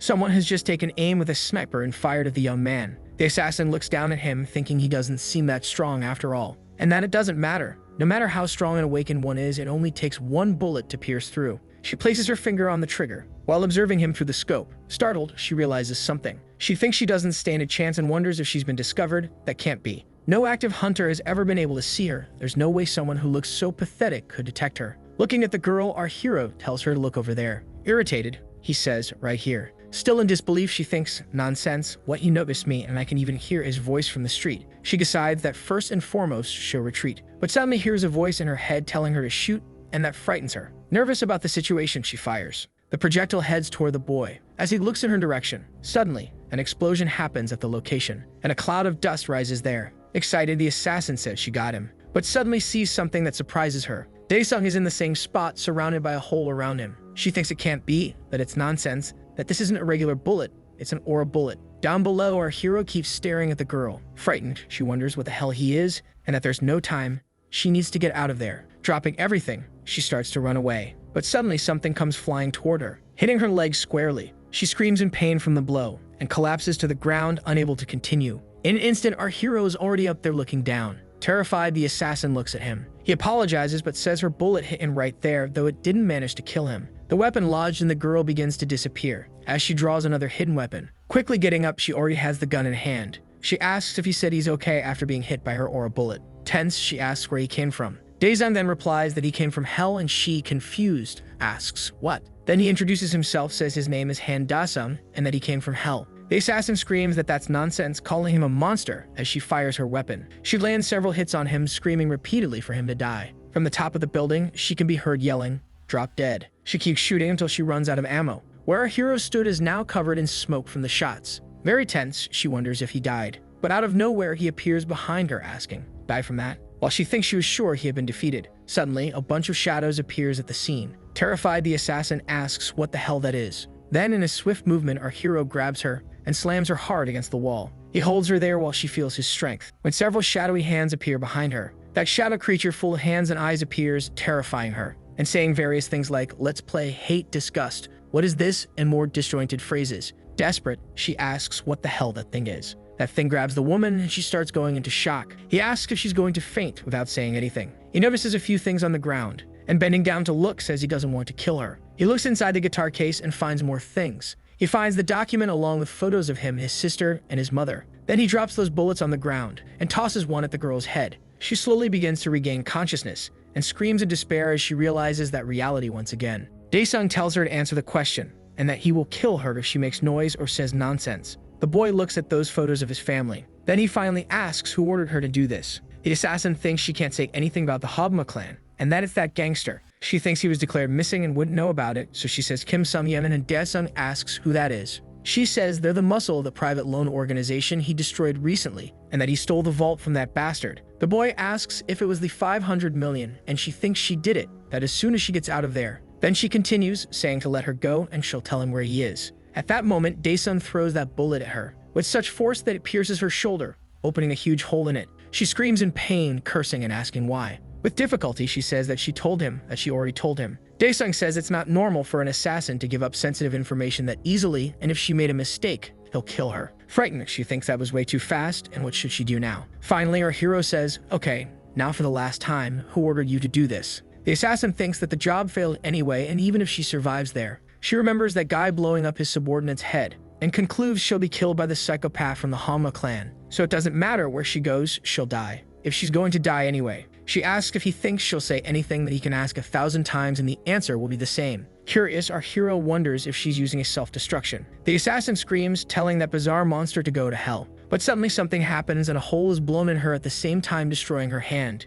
She is frightened and surprised by it, and starts coughing, badly wounded. Daesung tells her to stay away from him, and that he's already sick of hell. The woman falls to the ground, badly hurt from the attack, while Daesung approaches, saying that in the end he couldn't find out who was behind it all. And now it's time to dispose of the body. He says he didn't want to use this item because it makes him feel bad. Reading from his journal, the keyword is the memory of death. He starts flipping through several pages until he finishes that search. He comments that this should take care of everything. Then he calls upon the Pantheon, and that portal appears in front of him. And that even though he heard most of this area is closed due to the portal fracture, it might be better if he handles this with something. From the outside, just an ordinary building under construction. While inside, our hero left what was left of that assassin covered with something. And under that tarp, we can still see her hand. Crossing the portal, Daesung returns to the Pantheon. At the terminal, it says the demons of Pandemonium celebrate the second return of the Absolute Ruler. Then asks him what date and location he'd like to recreate. Daesung answers that it's page 134, where the Prison of Souls was recorded. The Prison of Souls is the main weapon of the Ghost King, one of the 15 rulers of the states allied with the demon god. At the time, our hero defeated that creature. And this is an artifact that summons from death, being imbued with his own blood.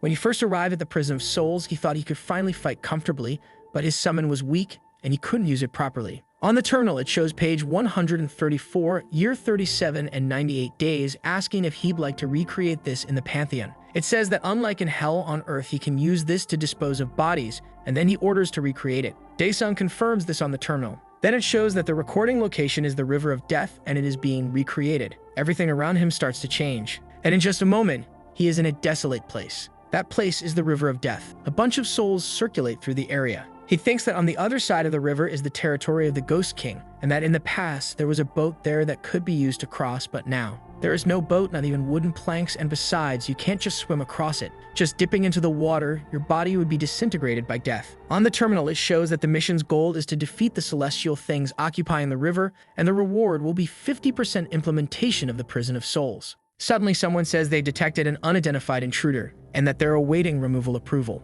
Daesung watches, asking what those things are. Looking closely, they appear to be several white insects. On a terminal, it shows they are a mechanical life form, autonomous weapons created by celestial beings. Then the creature says the removal of the intruders has been approved. The celestial monsters charge at our hero, firing some kind of projectiles at him. Daesung easily dodges the attack, which hits the tree behind him. That substance begins to corrode the area it struck, and our hero wonders if by taking care of them he might receive a boat as a reward. Daesung summons his savage dagger, and waits as the enormous insect charges toward him. Then he launches forward with force, rushing toward the massive creature, preparing to strike. With his attack, he pierces the monster's carapace, slashing the creature from top to bottom. He cuts one of them clean in half. The monster collapses to the ground while he regains his stance. Suddenly, several purple projectiles fly toward him from all sides, and it seems he won't have any easy way out. Daesung thinks this is similar to poison bullets, and that there's no benefit in dodging them. So as all of that approaches him, he uses his energy. That barrage of spheres hits a kind of shield surrounding him, and Daesung remains motionless and unharmed. He says dealing with each one of them individually is troublesome. He says it seems like that creature doesn't want to come down, so he tells it to come down,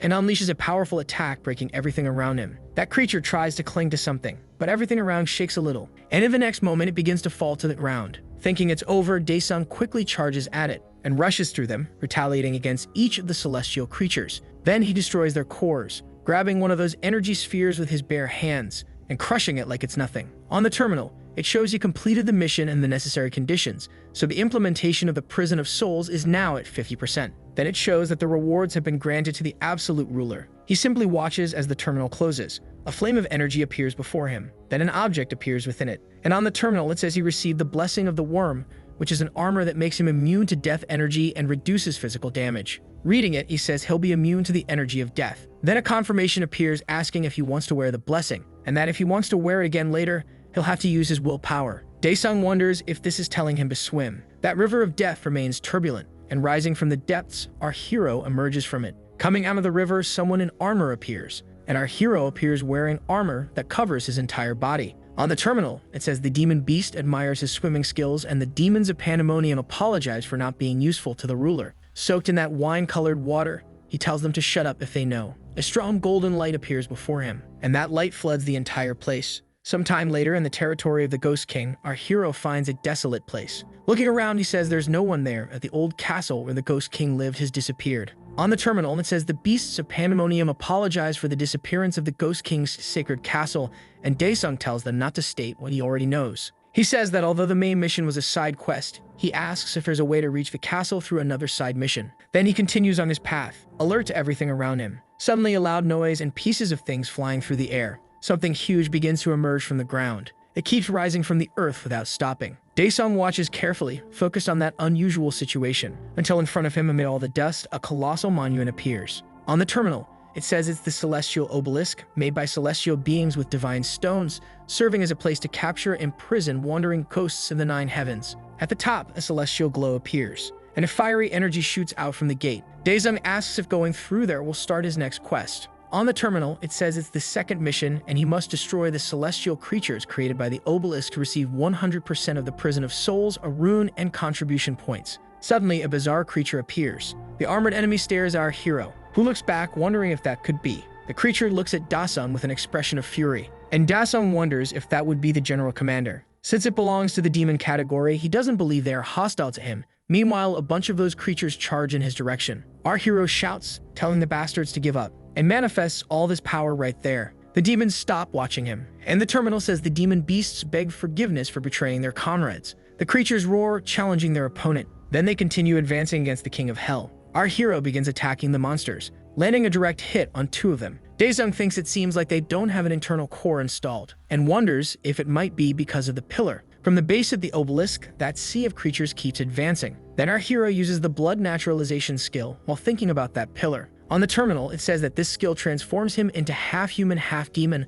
All attributes increase by 30%, but energy is consumed over time. And he decides he's going to overcome this once and for all. Daesung confidently charges toward the enemies. Using all this power, he moves from group to group, defeating them in sequence. The creatures are struck and defeated, while our hero doesn't stop his attack. He delivers a powerful blow, hitting several of them at once. On the terminal, it shows 50 out of 10,000. That it increases to 130 out of 10,000. In the middle of the battlefield, he watches as the creatures appear. He thinks that destroying everything from the inside out seems more effective after all. The creatures come out from within the obelisk, and our hero takes the opportunity to restart his attacks, heading toward the entrance. Finally, he manages to enter that structure. He starts attacking it from the inside out, and continues doing that throughout the entire obelisk, until it starts breaking into several pieces, causing those creatures to begin disintegrating into dust. They vanish, leaving only their armors. Our hero keeps walking over the ashes, and in the end, only Daesung remains on the battlefield. On the terminal, it says he has completed and fulfilled the requirements, so the implementation of the Prison of Souls is now at 100%,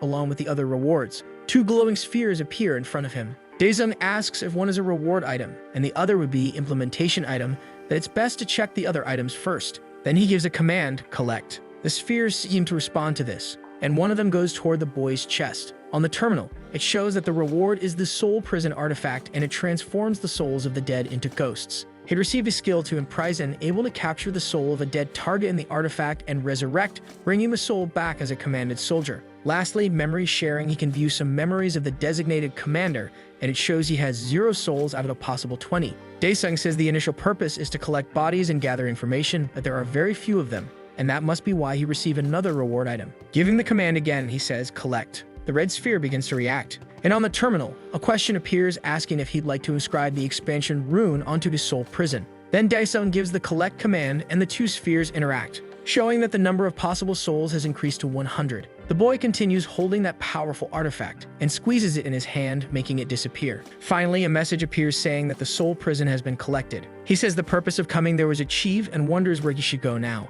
Looking at something in front of him, he asks what that is. On the terminal, it says that the demons feel chills from the radiant, wicked aura of light and beg the ruler to be cautious. Asking if he's obligated to listen to all of them, he decides to give the command and collect the sphere. That yellow light begins to shine brightly as he observes his hand with a golden flame. On his fist, a flaming engraved circle appears. Finally, something different seems to appear in front of him. The terminal glows with a yellow light. While he wonders what this is now, that thing begins to break apart. Daesung says he thought it would be something useful, but it was just a waste of time of meaningless riddles. Finally, he says he wants to go back and a portal opens right in front of him, back at that building under construction. He looks with disdain and surprise at something ahead. The body is no longer there where he had left it. Daesung wonders where that body went. Sometime later in his house, Jisoo secretly watches something. As our hero enters through the gate at home, she says the rice soup is cold. Our hero apologizes for that. She tells him to come in so they can eat soon. Upon arriving inside, the food is served. On the news, it says that compared to the scale of this portal fracture case,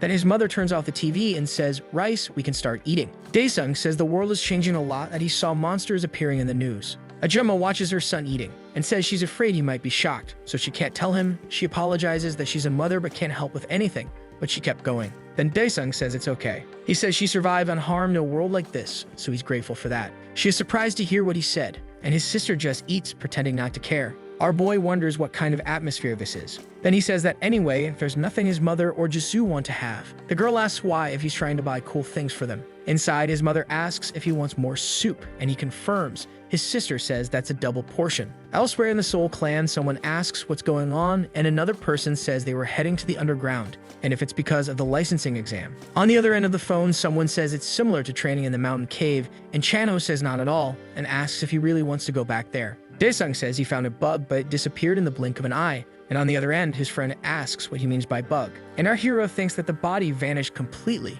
without leaving any trace. But he says that anyway, while he's away, he wants his friend to take care of his family. And Chano says yes. Daesung thinks he needs to make sure he's not caught himself. On the other side, Chano hangs up and wonders what his friend Daesung is trying to do. In the Habma clan, someone says the body was discarded, but the guy must not be easy, since he made a B-rank assassin look like a low rank, and asks how they should deal with him. The general says to leave it as is, and says the target will appear at the upcoming test, and that then they'll have the chance to eliminate him. Then he asks a man named Jing-il inside a tank if that's right, and the man confirms it is. He asks the man to please begin that immediately, because he knows him, and he's been waiting for this day. A doctor says that Jing-il's heart, a rank A, is stable, and asks if they should start the serum injection. The general tells the man that the pain will be considerable, that he needs to be prepared. Determined, Jing-il says he made a decision the moment he joined them. Without hesitation, the leader orders them to begin, and the doctor complies. Then says he will start injecting the serum while pressing a button. The machines begin to operate, and that substance starts entering Jing-il's veins, and the computer says the injection is at 20% and his heart is stable.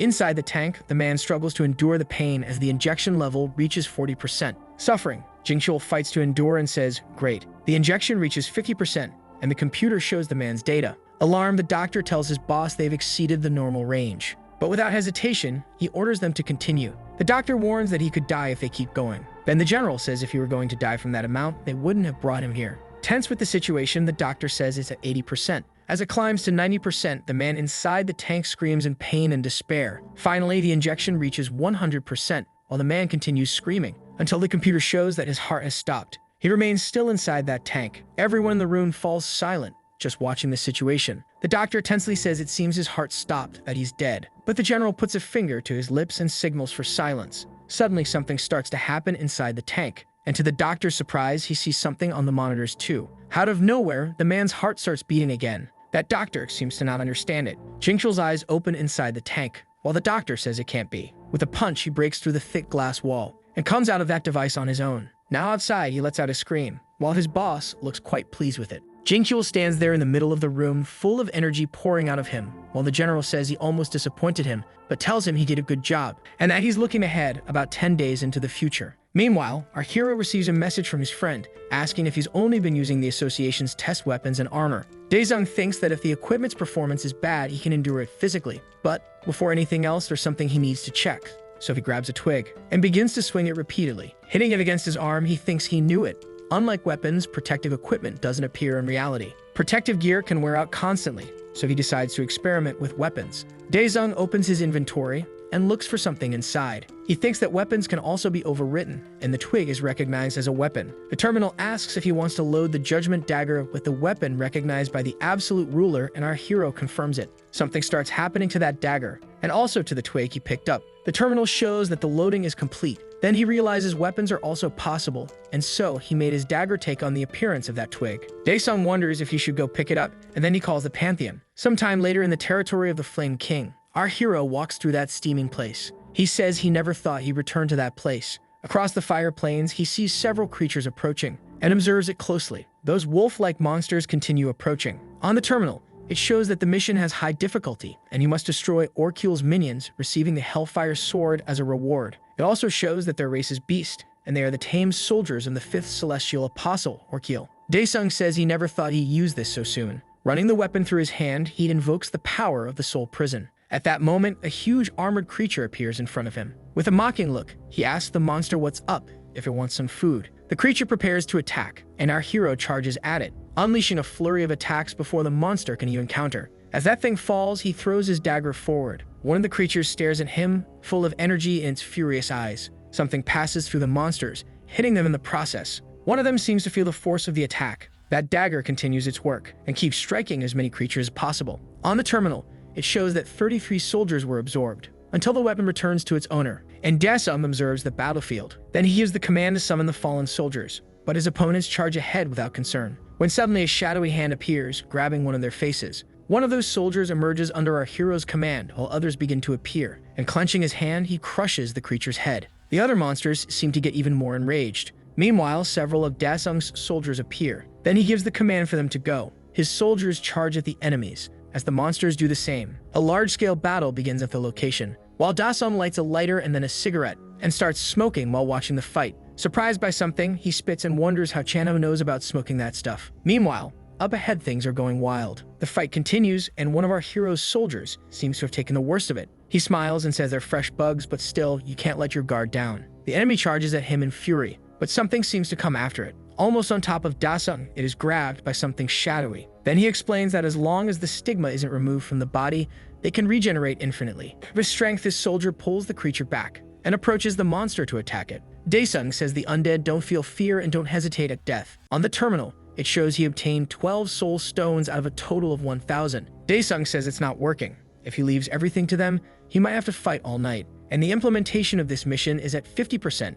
Maybe it needs one or more unfinished missions. He strikes the ground forcefully, gaining momentum. Then he soars into the sky with overwhelming power, thinking that it's not even hard to eliminate thousands of those guys in 2 hours. He reaches a height where he can see that army below as if they were ants. Looking down like a superior being, he thinks the main part is, that would be pretty cool. Then he flies down toward them like a meteor, getting closer and closer to the creatures. He continues approaching at high speed, until he's almost face to face with one of them, arriving in the middle of that army like a shining comet. Finally, he hits the ground with all that accumulated power. The creatures look at it furiously as a white light fills the entire area. A massive explosion erupts at the point of impact. Meanwhile, back in the human world at the Soul Clan headquarters, a creature is struck in the stomach by a weapon. It howls in pain from the blow, while someone spins on their heels, making a motion that cuts the monster from bottom to top. On a terminal, it shows that all designated targets have been eliminated. That creature begins to vanish, while the woman poses with her sword. This is Shin Sho-young from the Soul Clan. The wound on her cheek also seems to begin disappearing.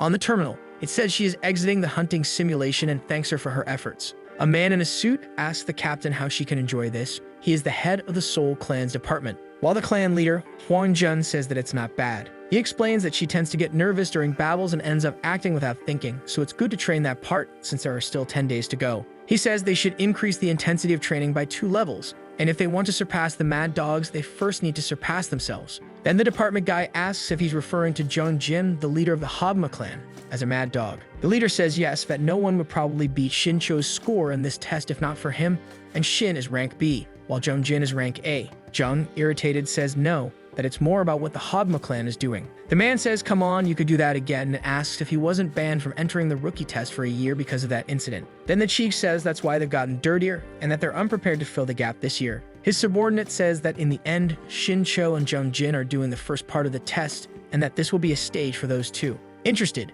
the chief agrees. Unless there's another monster out there. On the terminal, it says that the demons of Pandemonium respect the extraordinary abilities of the absolute ruler, that they are grateful and delighted, giving a thumbs up. Finally, that terminal shows that only 1 soul stone is left. Daesung wonders if there's an option to mute this while continuing to smoke his cigarette. That still living creature groans beneath him. It watches him with fear and anger, while our hero strikes it, telling it to shut up while he smokes his cigarette. On top of a pile of monsters, he tells it to stay quiet. On the terminal, it shows that he completed the cleanup, and the mission is complete, receiving conquest points and 50% implementation of the Hellfire sword. From those dead creatures, spheres of energy start emerging. From nearly all the creatures, the same thing happens, all moving toward our boy, condensing into a single energy orb. On the terminal, it says to offer the soul orb at the altar, and Daesung wonders about the altar, thinking he's never seen anything that looked like one. He reaches out toward the energy orb. He thinks, don't tell me I'll have to go through the trouble of searching for this thing. Suddenly, a structure appears on the ground. It looks like the altar is forming. From afar, Daesung sees that huge thing appearing out of nowhere. He's surprised, saying that looks kinder than he imagined. On the terminal, it shows that the creatures of Pandemonium shake their heads at the words of the absolute ruler. Then our hero throws the rest of his cigarette onto the pile of monsters. On the terminal, it says the second mission begins.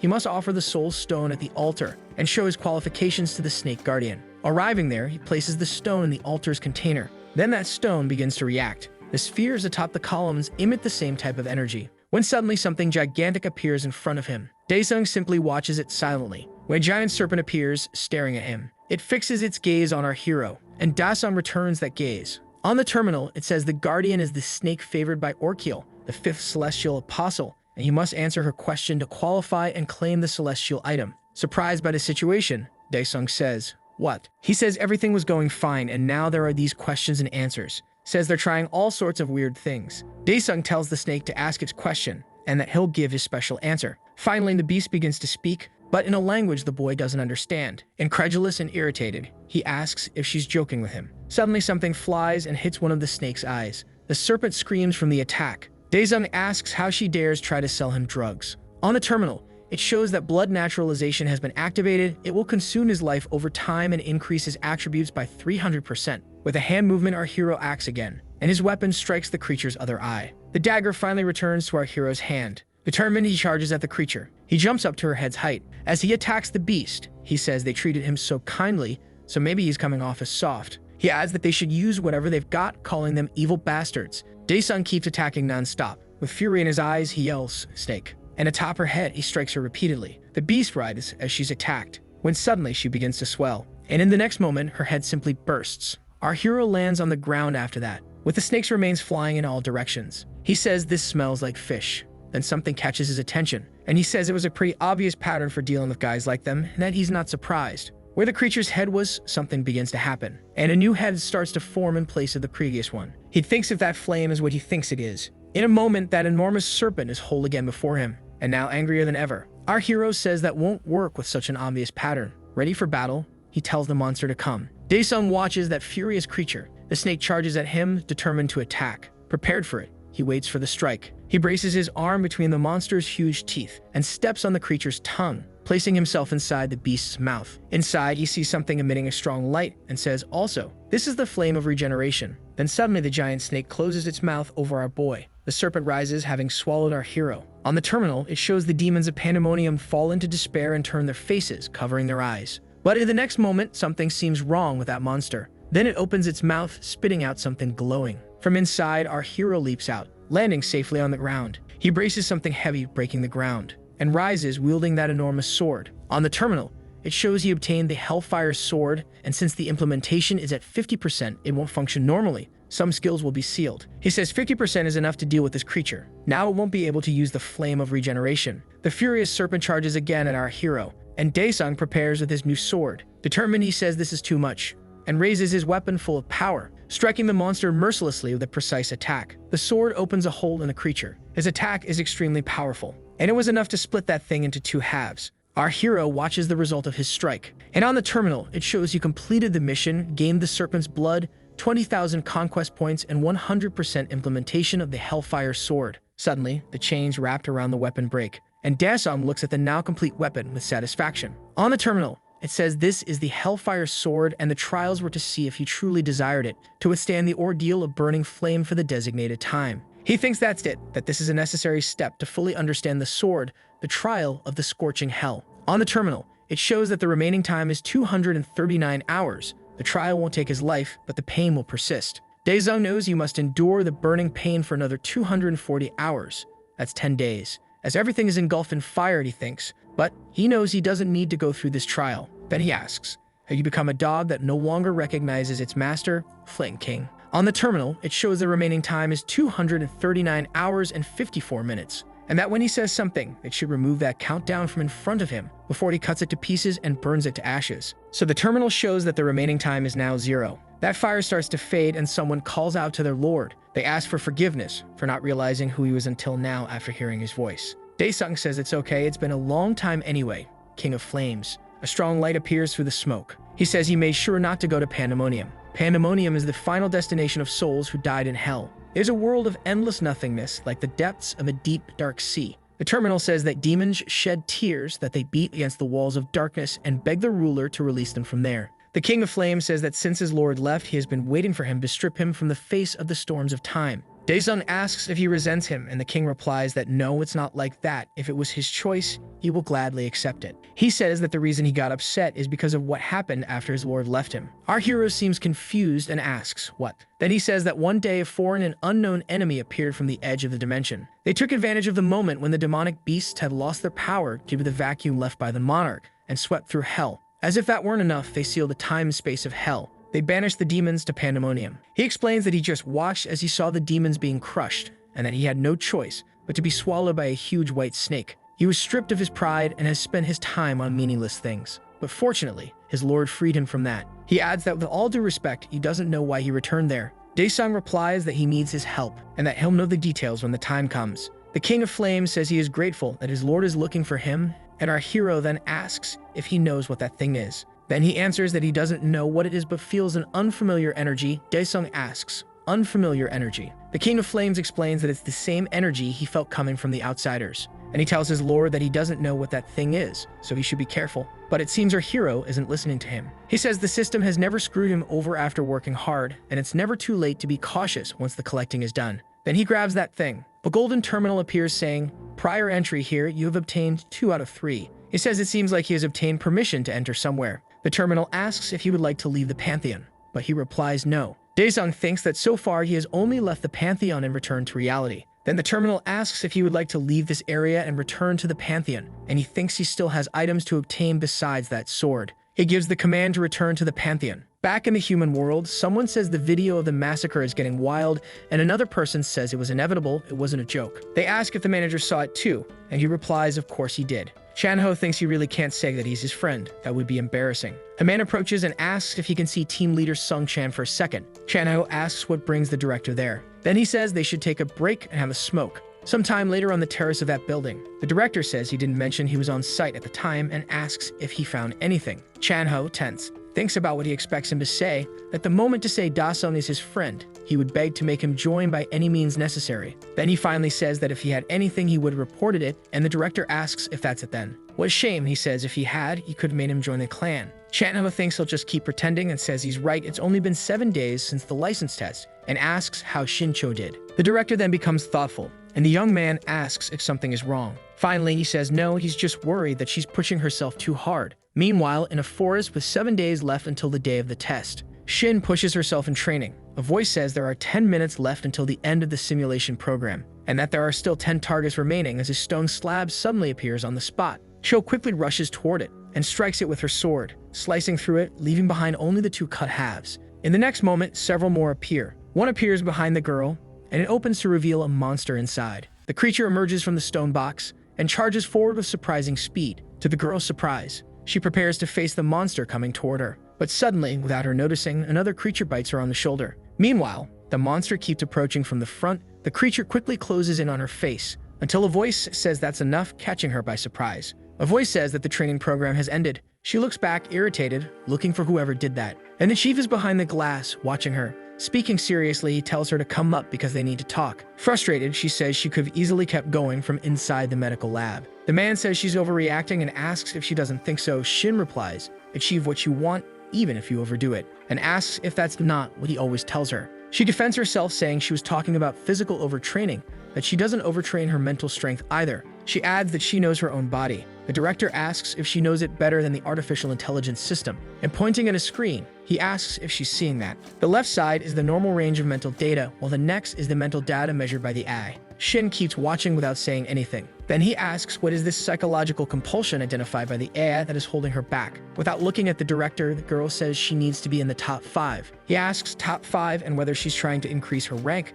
Then the girl confirms yes. She explains that once she becomes rank A, she'll be allowed to access many more portals, payment and reputation will grow. But Shin interrupts and says she's not in this for the money or the fame while crushing her bottle. She bites her lip and says and finishes by saying she wants to kill every monster left in this world. With 5 days left before the license test, someone opens a door. It's the general of the Hanwha clan. He walks silently through the area until he reaches a large metal door. He waits there for a moment, then places his finger to get permission to open the door. That door opens quickly in front of him. Holding his nose, he says he didn't think he'd endure so well in a place like that. He explains that they can change the quarantine facility, especially the ventilation system. The lights in the place react to some kind of energy, and the man says they can include the lighting. He asks the guy if that's right. Inside, someone is voraciously feeding on a carcass. Then the general calls his name Jing-il. He says he sees that he's doing well, and it looks like he's enjoying the food too. Tells him to eat and rest so that the medications work properly, because he will be the main character in the upcoming license test. With 3 days left until the exam, the terminal shows that he made progress in completion, finishing the mission, and the achievement is complete.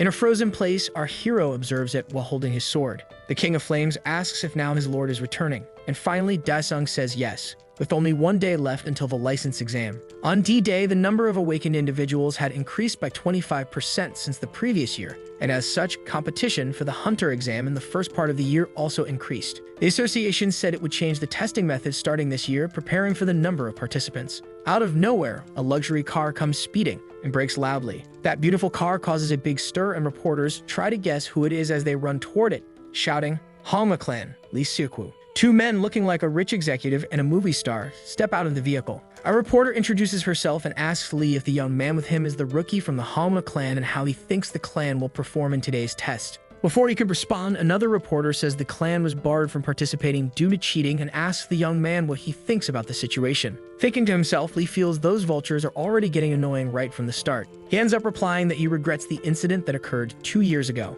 The reporter questions whether the use of the words regret and incident might be inappropriate as a strategy to avoid responsibility. At that moment, someone taps the reporter on the shoulder. Seokwoo calmly promises that this year the test will be fair and clean. The 2 young men continue walking away from the car and the unbearable group of professionals, with the clan's young man turning his head to look back. They arrive at the complex where the test will be held. The pair proceeds until they reach the exam site. Annoying, the Hanwha clan guy says he shouldn't have let go of the people's comments outside. Lee warns him, calling him by name. The other replies that he was just joking and won't do anything. The suited man emphasizes that it's good to have fun, but be careful not to get too excited, especially if something is revealed, which would leave them with a lot of trouble to handle. A man approaches from behind them, saying he's curious about what would land them in hot water, and his sudden arrival startles them. Seokwoo glances slightly back to see who appeared so stealthily. The imposing figure is Captain Hwang Junyang, and it had been a long time since the 3 of them last met. Lee asks why the man is dressed like that and jokes that he looks like a disguised gorilla,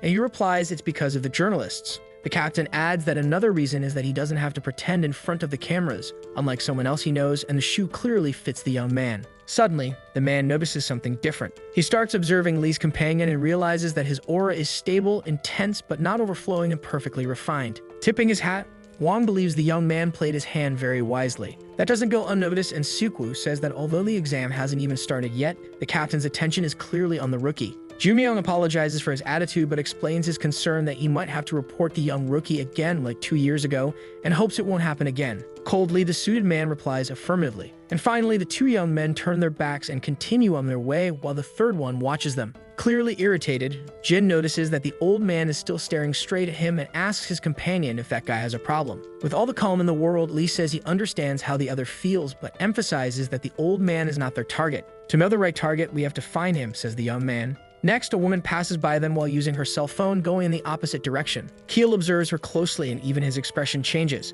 Sukwu explains that she is Shin Choyang, a strong member of the Soul Clan. His companion completely ignores that and thinks it would be easy to defeat her. The suited man emphasizes that it doesn't matter if she is strong or weak. What matters here is that the clan and the old man put effort together. However, instead of being discouraged, the rookie shows strong excitement, and then says that the woman would be fun to break. From afar, Huang senses a disturbance in the force and wonders what kind of trick the suited man is planning this time, but no matter what it is, the young woman won't fall for it. Suddenly, something quickly catches the captain's attention. Calmly, our hero also arrives at the complex and is walking down the same hallway, exuding intense power. Junyoung is deeply unsettled by the young man's arrival. The man keeps looking back even as the other walks past him, almost as if he's paralyzed. Shin, who is now standing in front of the old man, starts calling him while Daesung walks away. The woman calls in once more, but the hypnotic effect of the boy still holds the man. Clearly shaken, Huang finally starts speaking, but without taking his eyes off the boy, and asks the girl to be careful. She finds this sudden request strange.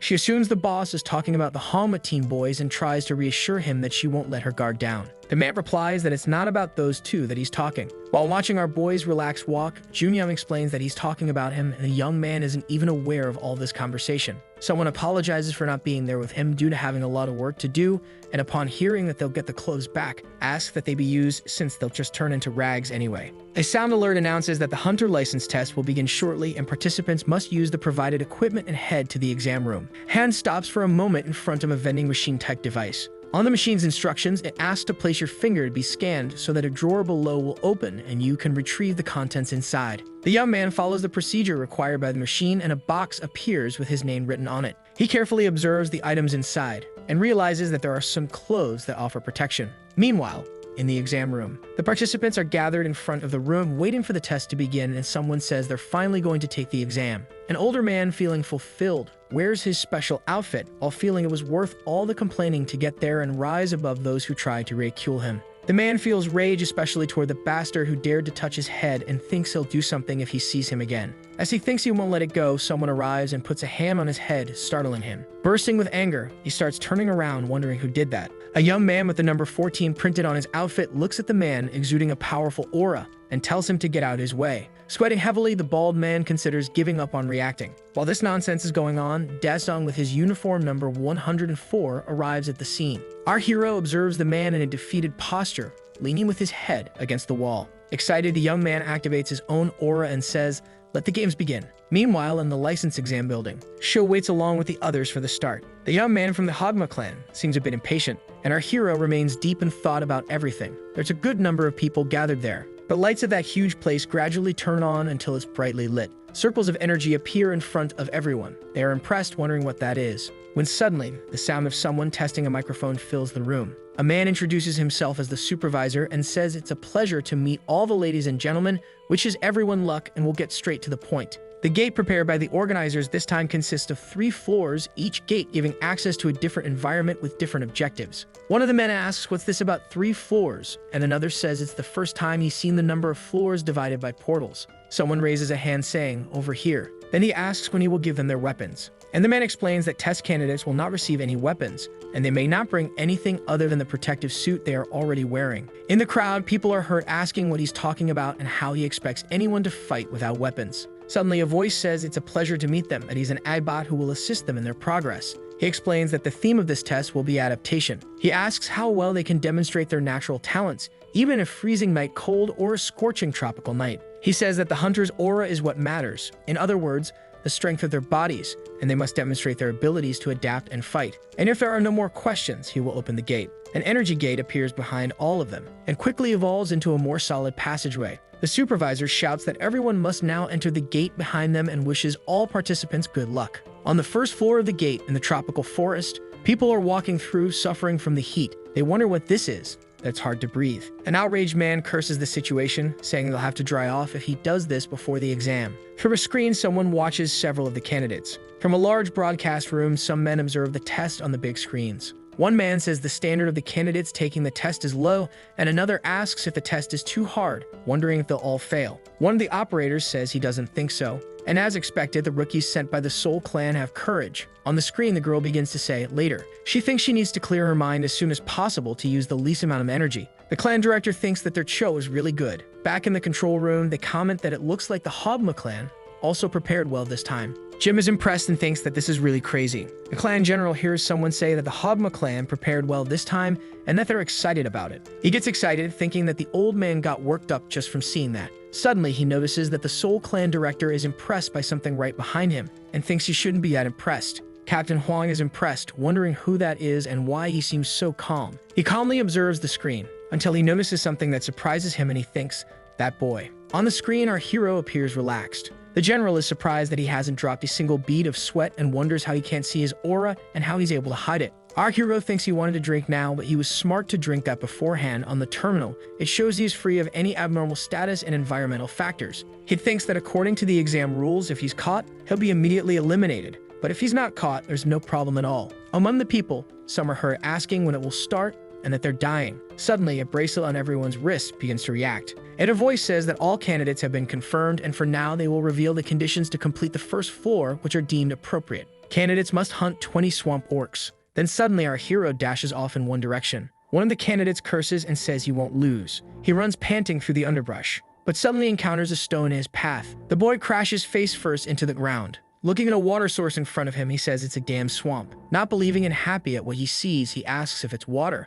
and that he can finally live. He crawls on his knees toward the water source and puts his hand in to scoop some up, but realizes the next moment that it wasn't water, and a sticky worm grabs him, using its mucus that resembles water in the swamp to trap its prey. The bot says that candidate number 94 has been eliminated and that emergency protection will begin. The creature suddenly begins to swell, and his head explodes, with the man appearing inside a force field. That candidate is gently lowered to the ground, and the bot says it will maintain that until the eliminated recovery team arrives. In another corner, someone continues on their path. Our hero continues advancing through the forest. Looking to the side, he thinks he doesn't seem to be there, so he speeds up and moves forward. The rescue team arrives at the scene and begins the recovery of the eliminated candidate. Suddenly, a sound plays on their communicator. He looks at the device which says that number 104, Han Daesung, is being tracked. The rescue guy is surprised and wonders about number 104, Han Daesung. Finally, he spots a swamp orc, and the monster seems to have seen him too. He says it's a waste. He wanted to throw a rock at its skull. The orc looks at him with an aggressive expression. With that huge rock above him, he asks if the monster doesn't think so too,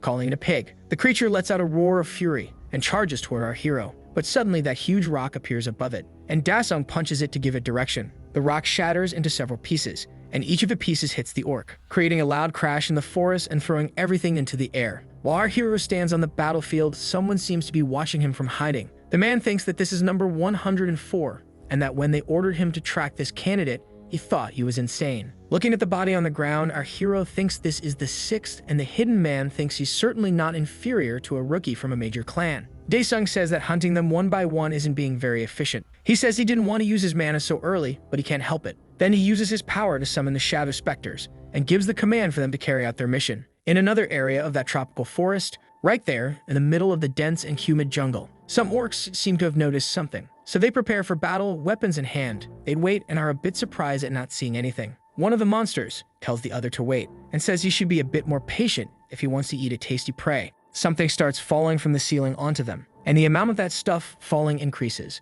Then one of the orcs notices something, and our hero appears behind them. Daesung says he's starving because he had to dig through the ground. He says he can see that, but still can't understand it. One of the orcs says the meal came by itself, and the other confirms that's right. Daesung starts counting the orcs and says that if he looks closely, there must be more than 20 there, and asks what they're trying to say with KWI. The Flame King tells his lord that they see him as a meal and asks his lord to give him the order. Looking at that bunch of orcs, he says those guys are hilarious. Then our hero finally gives the order, telling him to burn them all. Somewhere else, outside that area, someone moves through the forest. Shou uses her aura opening skill and creates a protective field around herself. As she moves forward, she uses Expand Search and expands her aura to locate her targets. The next moment, she realizes she's found one. Then she quickly changes direction, heads toward a tree, and pushes off it with force. Right after, an orc flies through the air, and the girl appears with her aura and sword in hand. She concludes that at this pace, she'll be able to complete the first floor in 1 hour. The orc gets up and tries to run away. Realizing this, she prepares to strike him and charges at him saying, "Fourth." But someone is faster than her and decapitates the creature before she could do anything. She looks back in shock and sees that guy from the Hogma clan with a frightening expression. The creature falls to the ground defeated, while Jun watches her and Shou realizes it's the guy from Hogma. With a look of satisfaction, he says 5. Annoyed, she says, as expected of the Hogma clan, stealing other people's prey. He says they're competing, so what would be his or hers? That she's a girl dumber than an orc's head. Shou says that if all he can do is steal other people's targets, he won't be able to do more than give them a bit of fun, and asks if it's a tradition in his clan to have such a filthy mouth. Jim asks if her clan created a tradition of becoming idiots 2 years ago. The two candidates stare each other down. He wonders if he should kill her, and that she's worse than he imagined, but realizes no, he should wait until the second part on the second floor at least. Jim continues to glare at the girl who mocks him. Then she turns her back and walks away. Giving him the finger, she tells him to go play alone and calls him an idiot. Furious, he thinks he's going to kill her. Then, overflowing with rage and power, he charges at the girl. A huge crash is heard near where they were. There, the guy seems to have stopped, and the girl remains with her back turned. He seems confused, not understanding what happened. And the girl seems equally surprised. The two candidates look around, trying to understand. And right after, a massive flaming explosion occurs nearby. A few minutes earlier, our hero held his mighty stick, and the Flame King asked for his lord to give him the command. Then Daesung finally gave the order, burn them all. On the terminal, it shows that the Hellfire sword activated skill 1 of Hellfire, triggering its special skill slot. The flame begins to emerge from the tip of that stick, and the terminal informs that the first special ability of Hellfire has been activated, and a huge blast of fire erupts from the weapon, while the Flame King says, "Spectre." The orcs stare in shock at it, and the next moment, a massive fire explosion is seen above the forest. From the control room, the staff are shocked by it. The bot announces that candidate 104 has completed the first floor requirements and will now provide the coordinates for the second floor, while everyone in the room is stunned. They ask how long it's been since the exam started, and it's already over. Another asks for that candidate's information quickly, saying they want to recruit him as soon as possible. The captain thinks he already expected that he wouldn't be ordinary, and that he never thought it could be this bad. Meanwhile, the general of the Hogma clan looks worried. He turned away, annoyed not to see it. On the screen, another huge fire explosion is shown. All the operators are impressed by that power. Shaking the guy, the attendant says that's why she said what she said. She thought he wasn't a normal person. The man says he already got that and asks her to please stop shaking him. Another one stammers, asking if this is really real, then says it's fine. But they wonder why old Ginseng is there. He approaches and picks up an orc axe. He stands there in the middle of those dead monsters holding the weapon. When he realizes that one of them is alive, he runs over to the orc and gets ready to attack. He keeps hitting without stopping, counting 1, 2, 3, saying this is delicious. Excited, he says it's the 11th and says it was great following that trash number 104. The operators can't believe what they're seeing, thinking it's so cowardly, questioning if it's cheating, and the other says he doesn't know. The test theme is adaptation. But he says the old man is a normal person who couldn't even pass the awakening test in the first place, and asks how he managed to enter this test. The girl explains that on that day, Han Dasung broke several measurement spheres, and the staff member asks what she means by Han Dasung. She gets furious, while the guy apologizes and asks what it is anyway. She explains that it's just a rumor, that he asked them to invalidate the result once he broke that sphere, and the man asks, and then says he heard that he sent a large number of complaint articles to the association, and it must have been because of that. Giving the girl a flick on the head, he tells her to say things that make sense. Explains that no matter how many times they sent complaints, it's not enough.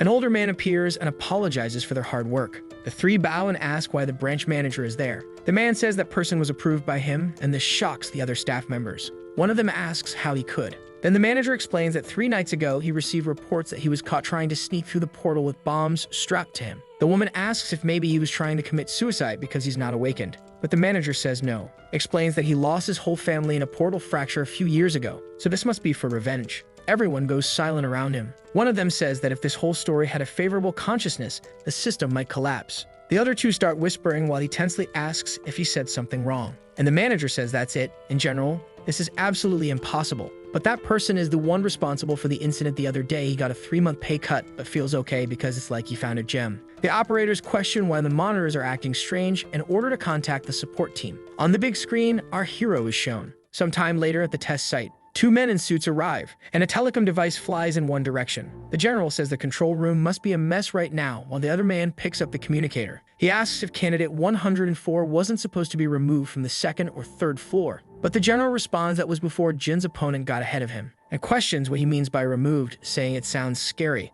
But he says he was just curious about his potential, so he created a small challenge. That guy thinks, a small challenge? Elsewhere, another person receives a message. On the communicator, it says to inject the mutation and pools into the monsters on the 2nd floor. The lackey says, "It's a shame, number 104, your talent was excellent. That's why you shouldn't have been so hard on what the Hogma clan director had set up," and then he fires his weapon. It hits a creature dead on, and a very loud roar is heard through the forest. This catches our hero's attention. He thinks the entrance to the 2nd floor portal is nearby. The general of the Hogma clan thinks it's better if he dies in this challenge. That creature starts to change and goes into a frenzy. Rock fragments fly in all directions, and the monster now appears covered in rocks, becoming a floating swamp golem with the ability to create mist. The creature roars using its power, and begins to manifest a thick fog, while the soldier thinks he needs to report this immediately, and that he'll need a good amount of extra pay. He grabs his hidden communicator from behind the tree, when suddenly that device explodes in his hand, releasing smoke. He realizes it's a paralyzing agent. The weapon falls to the forest floor. He crouches down, coughing in the smoke.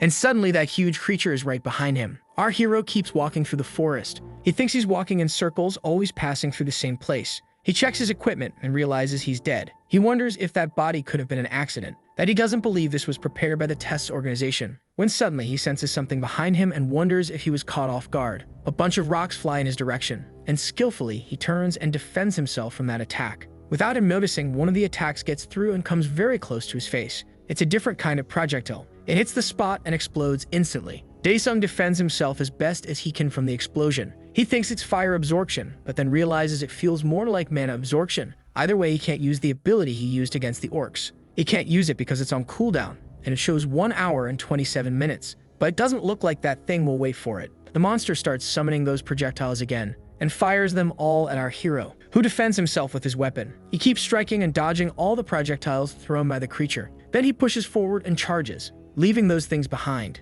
Thinking that this is getting boring, he decides to attack the main body. He runs through those projectiles and approaches the enormous stone golem. The monster releases smoke while waiting. Daesung prepares his attack against the creature. The monster, in turn, also prepares to attack. He hits the huge golem dead on, but didn't expect to be hit by it as well. It seems the damage he caused was very little, but he is sent flying from the impact of the creature, breaking trees along the way. He flies far, leaving a trail of dust behind. Elsewhere, someone tears pieces off some creature. Jim eviscerates some creature there. It was the remains of a defeated orc. The bot says that candidate number 14 has completed the requirements of the 1st floor and will receive the coordinates to the portal to the 2nd floor. He thinks he lost a lot of time because of that one. It seems something catches his attention, and he glances over his shoulder. A white object falls behind him. Quickly, he catches it in the air, and opening it, he thinks it's a vial, a special compass, and a note. Looking at the paper, he wonders what it means. Then that paper catches fire, and he realizes that bastard number 104 is still on the 1st floor. Back to the fight, that golem watches its opponent. It summons those projectiles again. Daesung starts getting up after the powerful blow he took. He says that took a while, and excitedly gives the command to the Phantom Shadow. He orders it to devour that thing. Preparing with his weapon, he says to clear the way. Meanwhile, the projectiles fly in his direction. The shadows go to meet the attack, and flames rise above everything. Our hero launches a fire attack toward the projectiles, leaving those things in flames while the shadows grab and devour everything. Smiling, he says he'll give him double what he did to him and sends the shadows in. Our hero simply watches as those shadows move toward his opponent. They advance carrying those flaming projectiles. They start to compress into a pool of shadows, and the monster roars furiously, charging forward. It rushes our hero, passing over that pool of shadows, which suddenly launches a bunch of shadow spikes outward. The creature is caught by surprise by that. Several shadowy hands stretch toward the monster, holding those flaming projectiles. Daesung says, "Take these fine stones." Meanwhile, back in the operations room, it seems they're managing to recover the test footage. Someone says the screen has been fixed, and another says candidate 104's screen is back, and someone tells them to zoom in quickly. Someone asks if the image was fixed, and another says there's fog, while someone else questions if the first level wasn't supposed to be a rainforest. An operator tells them to be quiet, something's appearing, and on the screen a huge stone golem is shown. They're startled, wondering what that is and if it's part of the test. The manager questions what the examiners are doing. One of them asks if that's supposed to be right, and no matter how you look at it, it seems like a mutation. He questions if they should stop this right now, since the emergency protectors aren't invincible. The manager is speechless, worried about it. The guy calls for the branch manager. He remains silent while the man insists. One of the men says they just received a signal from candidate 104 and that the examiners were told to stay around him. He asks if they should force an interruption of candidate 104's test. The manager apologizes and says he can't help with that. The surprised girl tells them to look over there. Shocked, they ask if he defeated the monster. Meanwhile, the shadows face off against that stone monster. All the projectiles explode against the golem's body. Chunks of smoldering stone fly in all directions, and the creature falls to the ground defeated. Thick smoke can be seen above the tree line. On the big screen, everyone watches the scene in silence.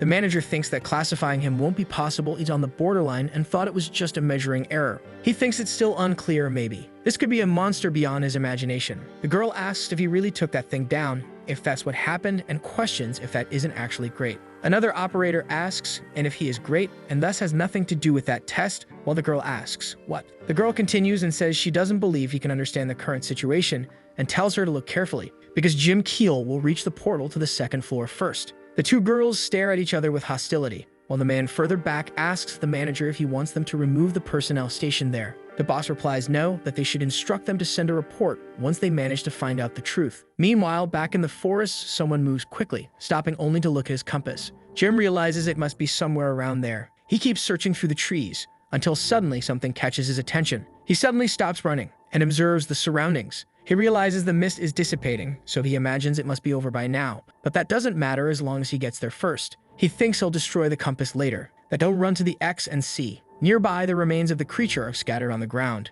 Our hero pours his life force over that thing, preparing the ritual for his power. Then he summons his soul prison ability, and gives the summoning command for the new soldier. Through the operations room screen, people see everything. In shock, they ask what else he's doing, and what that could be. Suddenly, a stone golem appears, now controlled by our hero. One of the men asks what the hell that is. The creature roars intimidatingly. Daesung says there's no time, so he tells it to stop posing and show its head. The creature looks a bit embarrassed, and bows before him. He steps with his boot on the monster's head. Then he says, "Run, rock." Nearby, Jim seems to have found something. Looking at the portal, he says there's no way he won't be number one. But out of nowhere, something rushes past him very fast, and he is left speechless looking at it. In shock, he wonders what that bastard is. Back at the building where the exam is taking place, the general of the Hobma clan walks through the place, hearing shocked voices from inside the room. Satisfied, he says he believes this is over now. The room door starts to open, and on the big screen it shows his candidate in shock, staring at something. The boy seems to have frozen in place.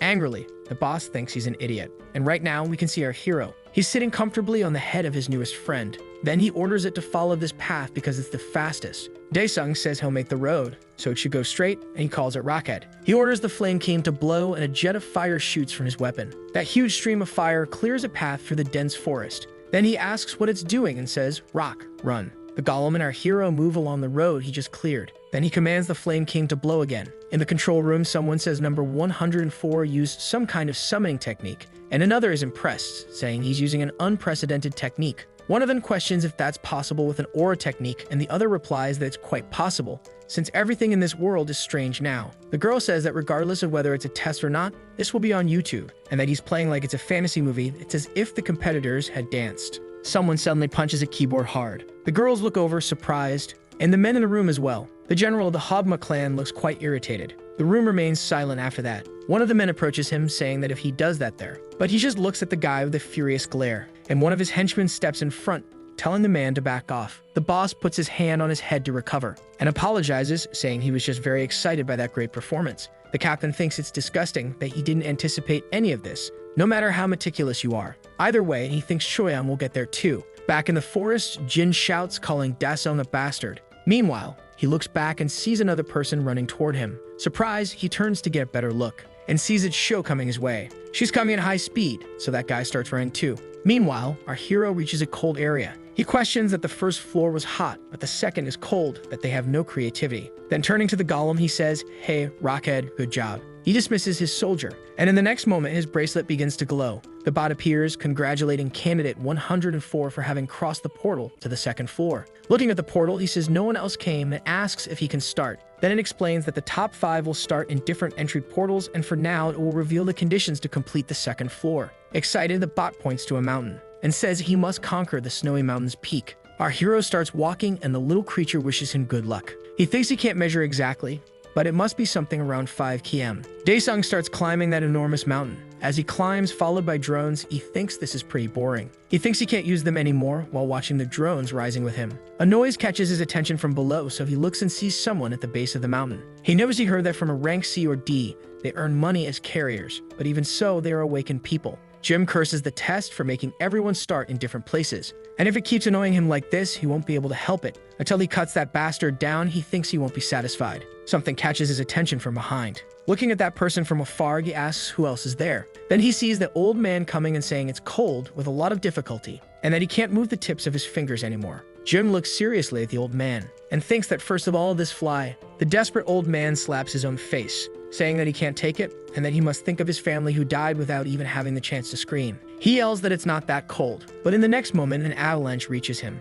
He starts screaming, begging for someone to save him. Jim, with a wicked look, tells him to go bite his tongue now, calling him a rude bastard, and tells that fly to go to hell. Suddenly on a screen it shows disconnected. The operators ask what happened again. Someone replies the transmission drone doesn't work, and a third says it looks like everything went down. Lee Seok just absorbs the situation, thinking that it looks like it's begun, and hopes that Jin-il doesn't disappoint him again. The snow doesn't stop falling on that mountain. More people arrive, and one of them asks if they really have to go all the way to the top. Showing determination to his companion, he asks if there's any problem with that, because they're the most powerful of all combos. Then out of nowhere, someone lands on him, stomping the guy who was giving a thumbs up. His companion is shocked by the scene, but the person grabs that guy by the head right after, and roars in fury, overpowering the two guys. Excited and out of control, Jin says that the Orc Champion's vial has a fantastic effect and anyone who crosses his path will die. Meanwhile, Sho continues climbing and thinks the hunter's connection is unstable. She wonders if all electronics suddenly broke. Right next to her, a drone seems to short-circuit.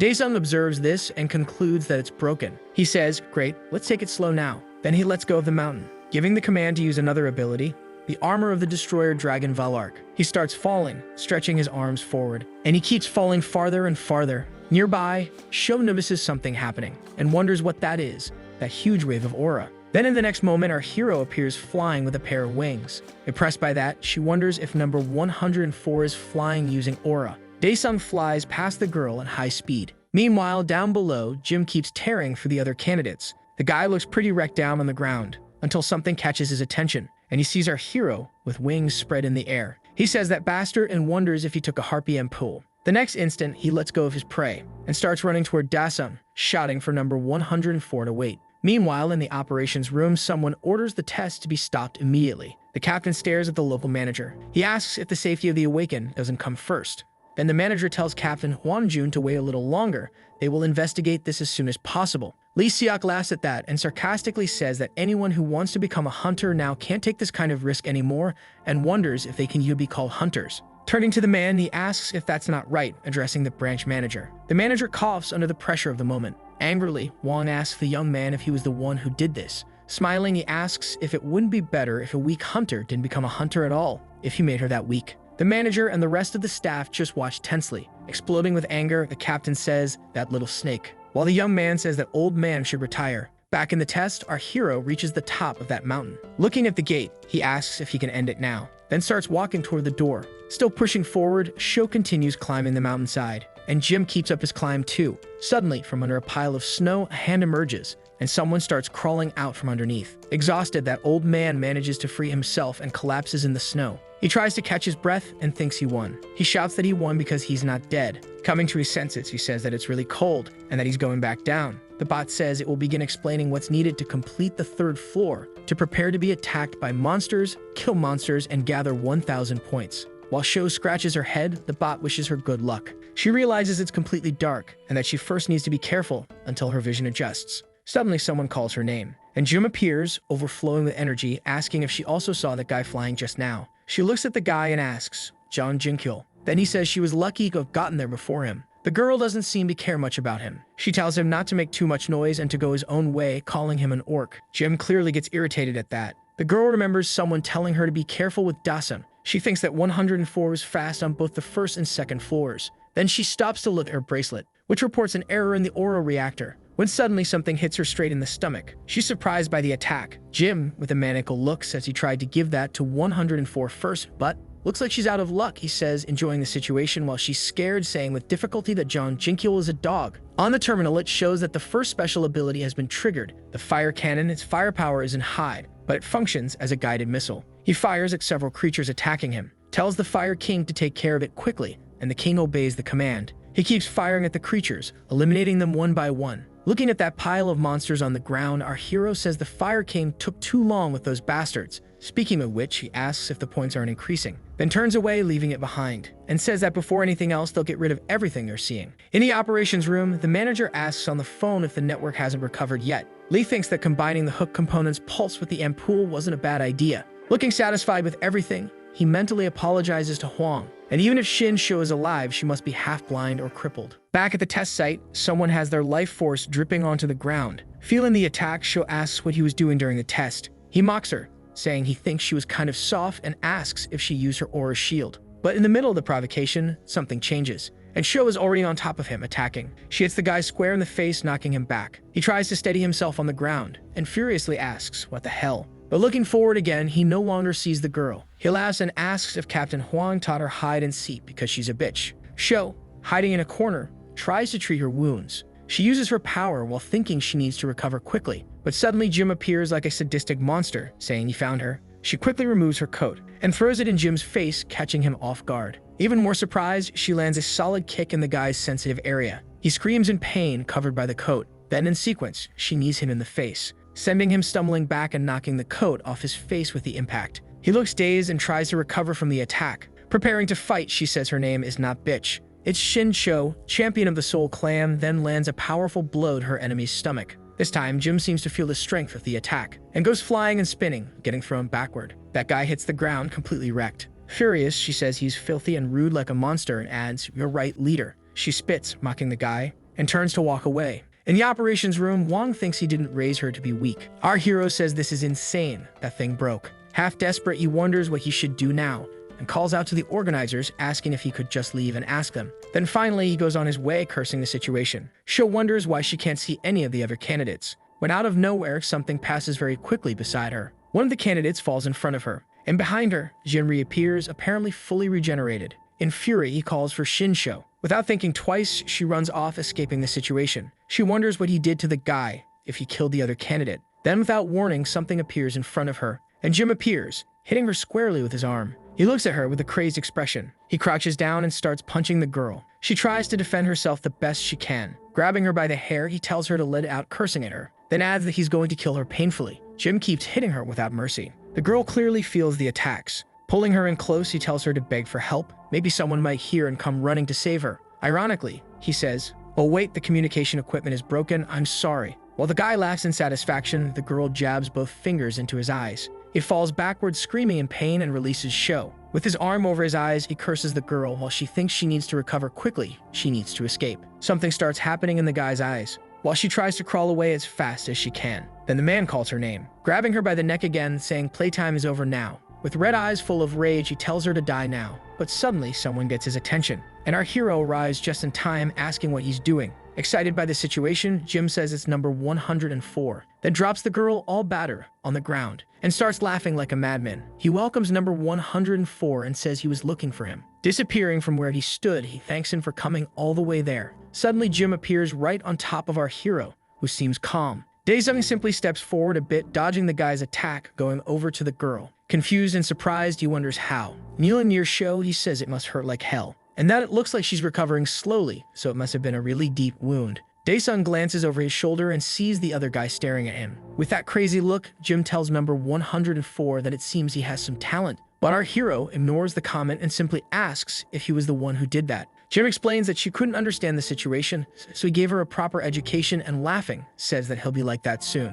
Then our hero says just one word, no. He asks if it was the guy who broke the meter, but Jim only watches him laughing, and clapping his hands, he uses a storm wave attack. Then Daesung notices his bracelet being affected. That guy says he completely forgot about the emergency protection, but it's broken, and that our hero is out of luck. Suddenly, very fast, Daesung punches the guy in the face. He flies backward, bouncing off the ground. With his hand on his face, he calls our hero a bastard. Daesung gives him no time and uses the fire cannon ability. Jim gets nervous and tries to defend himself. A bunch of projectiles flies in his direction, but he says that his talent isn't lesser than Daesung's. However, in the next moment, something surprises him. Our hero is right in front of him, followed by his commanded soldiers. Daesung says that this bastard is messing with his terrible temper. In the operations room, someone tells the manager that the second floor's network has been restored. Then he asks about the third floor, but the woman says it's still in the process of server replacement, so it'll take another 30 minutes. The manager orders a security team to be deployed to the second floor and instructs them to wait at the third floor gate. The girl confirms.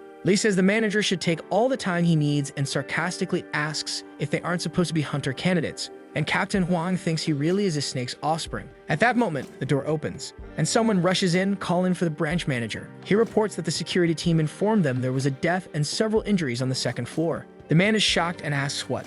Lee just looks at him satisfied, and Captain Huang looks a bit worried about it. On TV, the news reports that the video transmission failed during the hunter test, and that's the information they've had for a whole hour. Shanho thinks that's where his friend is taking the test. He grabs his jacket and rushes out, thinking he has to go immediately. Back in the test, someone is moving very fast. Jim starts running, thinking that person is the devil, that he is the devil in person. Suddenly, something passes by him, tearing off his leg. Jim screams in pain from the attack and crashes to the ground, tumbling at high speed. Not believing it, he thinks this can't be. He realizes he only has one regeneration ampoule left from the wooden golem. Daesung says that even bugs in hell regenerate after being cut, and he's no exception. Jim screams in terror at Daesung. Back in the control room, someone says it's been restored, and another orders the security team to be called. Lee, in shock, sees something on the screen, asking what's going on. There, everyone sees Jim on his knees before our hero. He begs to be spared and says he has no regeneration ampoule left, asking for forgiveness for what he did. Daesung asks, regeneration ampoule?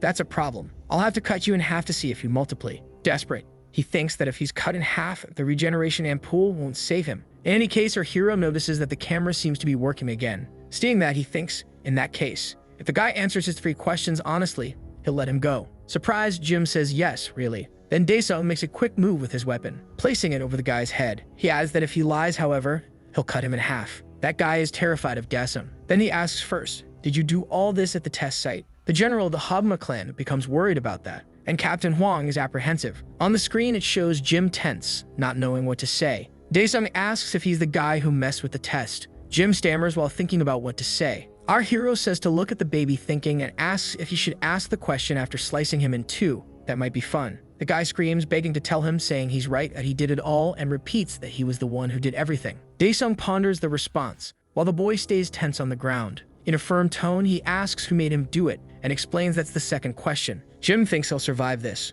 then says the leader of the Hogma clan gave an order to weaken the other clans, and that he just did what he was told. Our curious hero asked about Hogma. In the operating room, the surprised people ask if what John Jin said is true, looking at General Lee. They ask if he is the leader of the Hogma clan, and someone else calls Lee Sukwu. Annoyed, the guy thinks John Jin is a dog. He yells, calling him a bastard, saying he caused all this trouble and now wants to blame him, then orders them to catch that bastard now. But someone calls for leader Lee Sukwu. The manager says they will listen to the explanation from the Hunters Inspection Agency. Lee curses and realizes he can't fix anything from there. Adjusting himself, he says fine, and that they will appear at the inspection agency on the appropriate date. They comment that Lee Sukwu lowered his head and wonder what is going on. Sometime later at that test site, while walking, Lee says John Jin is a bastard that bit him, even knowing he was the one who raised him. He says he will grind him like rat meat. One of the men calls for his leader and asks if he really had to lower his head so much. He suddenly stops there. Lee says he is a stupid bastard, and that if he had said one wrong word, Huang would want his head. Nearby, someone clenches their fist in anger.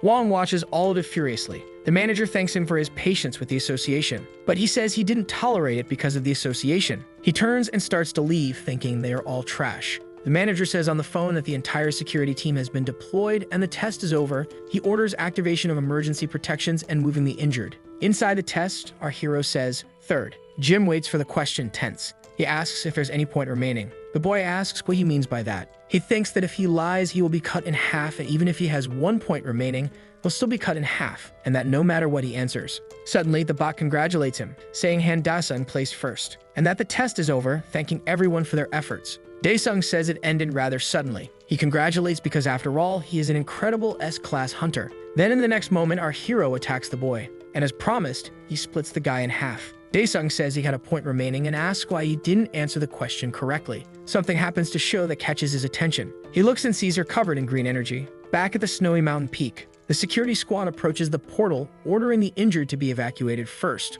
Already inside the 3rd floor, they say they found an injury there. Ring the stretcher. On the Hunters Association board, people say the Hogma clan should be disbanded, that 104 did a good job, among other things. Someone slams their notebook shut, and that old man just closes his eyes, thoughtful. A woman approaches and tells the president that all 10 clans are there. He thinks about the person who came to the association today just to see his face. And disheartened, he says, "My God." She says that even with the power of the 1st floor, Han Dasung would already be S-class. The old man asks if he is the first monster since Li Chang. Pointing to a document, he says, "Secretary, Han Dasung, male, this one." He adds that no matter what, he must make him a member of their association. Then the woman replies, "Yes, sir." Outside the building, some cars are parked. Inside, it's quite busy. One of the men asks how the test went, and another replies that the video retransmission was completed, that the Hogma clan is done for, and whether Jim did everything alone. The bot announces that the acceptance criteria have changed due to a series of setbacks.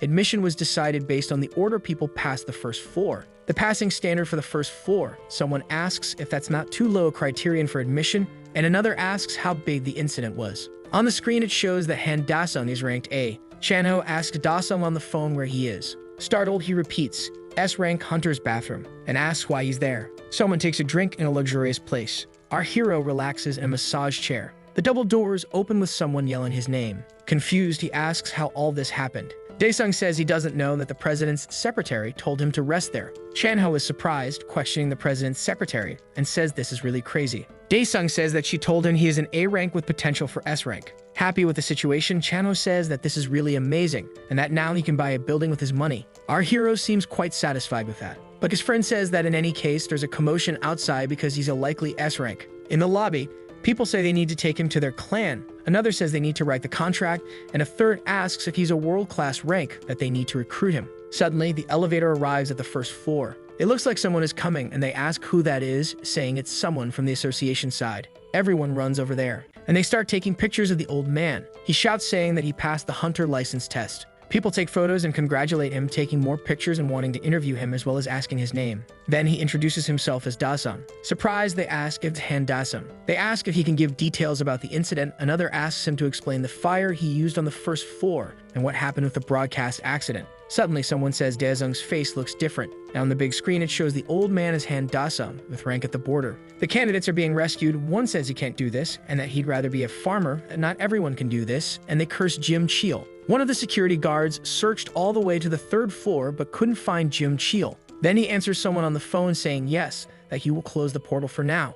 Annoyed, he wonders if that bastard really made it back alive. The news says that an accident happened during the hunter's test, while most of the candidates were fighting. Ajuma says she needs to buy at least one more set of clothes for Dasung, but he always wears the same clothes, and she wonders if she should look for a job. On TV, it shows that Daesung received a rank with a unique skill, and according to specialists, he could take the spot of the 6th awakened S-class. His mother is shocked by the news, and from inside the house you can hear Ajuma yelling for her daughter. The girl comes running and asks what's going on with her mother. She says it's the news and asks what they are saying. Also shocked, she asks if her brother is an A rank. That's crazy. Suddenly the door opens, and our hero walks in saying that he's there. The two look at him in shock. A bit tense about it, Daesung asks what's going on. Meanwhile, at the Hogma clan headquarters, an inspector says that from now on, it is completely forbidden to participate in any activity related to the Hogma clan. All hunters in that area, without exception, the clan will be forced to withdraw through an official procedure. He says he is Lee Sukwu, and that it's absurd that the potential for the 6th player fell like this. He thinks about him and says he put a lot of faith in him, and that he should have doubted himself but didn't, that Jim can't bring him down, the only one who can do that is himself. The inspector says the leader must accompany him to the investigation agency. Lee starts laughing at that, then slams his hand hard on the table. Lee says that when you take on the challenge of duties, this kind of thing can happen, and asks if he's being taken to the agency. just because of his connections with Jing-il. Starting to use his energy, the man asks if the leader will follow him obediently. He asks manager Kim Song-soo if he knows how he obtained that position. The promising 6th rank Lee Seok became the first in command of the clan when the leader mysteriously died, and there is evidence that he was involved in the death. He asks what he's going to do sending 2 rabbits into a viper's den, adding that Park Jong lost his judgment the moment he became an old man. The inspector yells telling Jong Woo to be ready. That other inspector tells the manager that he never said anything like that. Then he says that if they don't want to die to that bastard, they'll have to kill him first. Lee says that in the end, his position wasn't given for free. The two prepare for combat, but suddenly, the other inspector pierces his manager with a sword.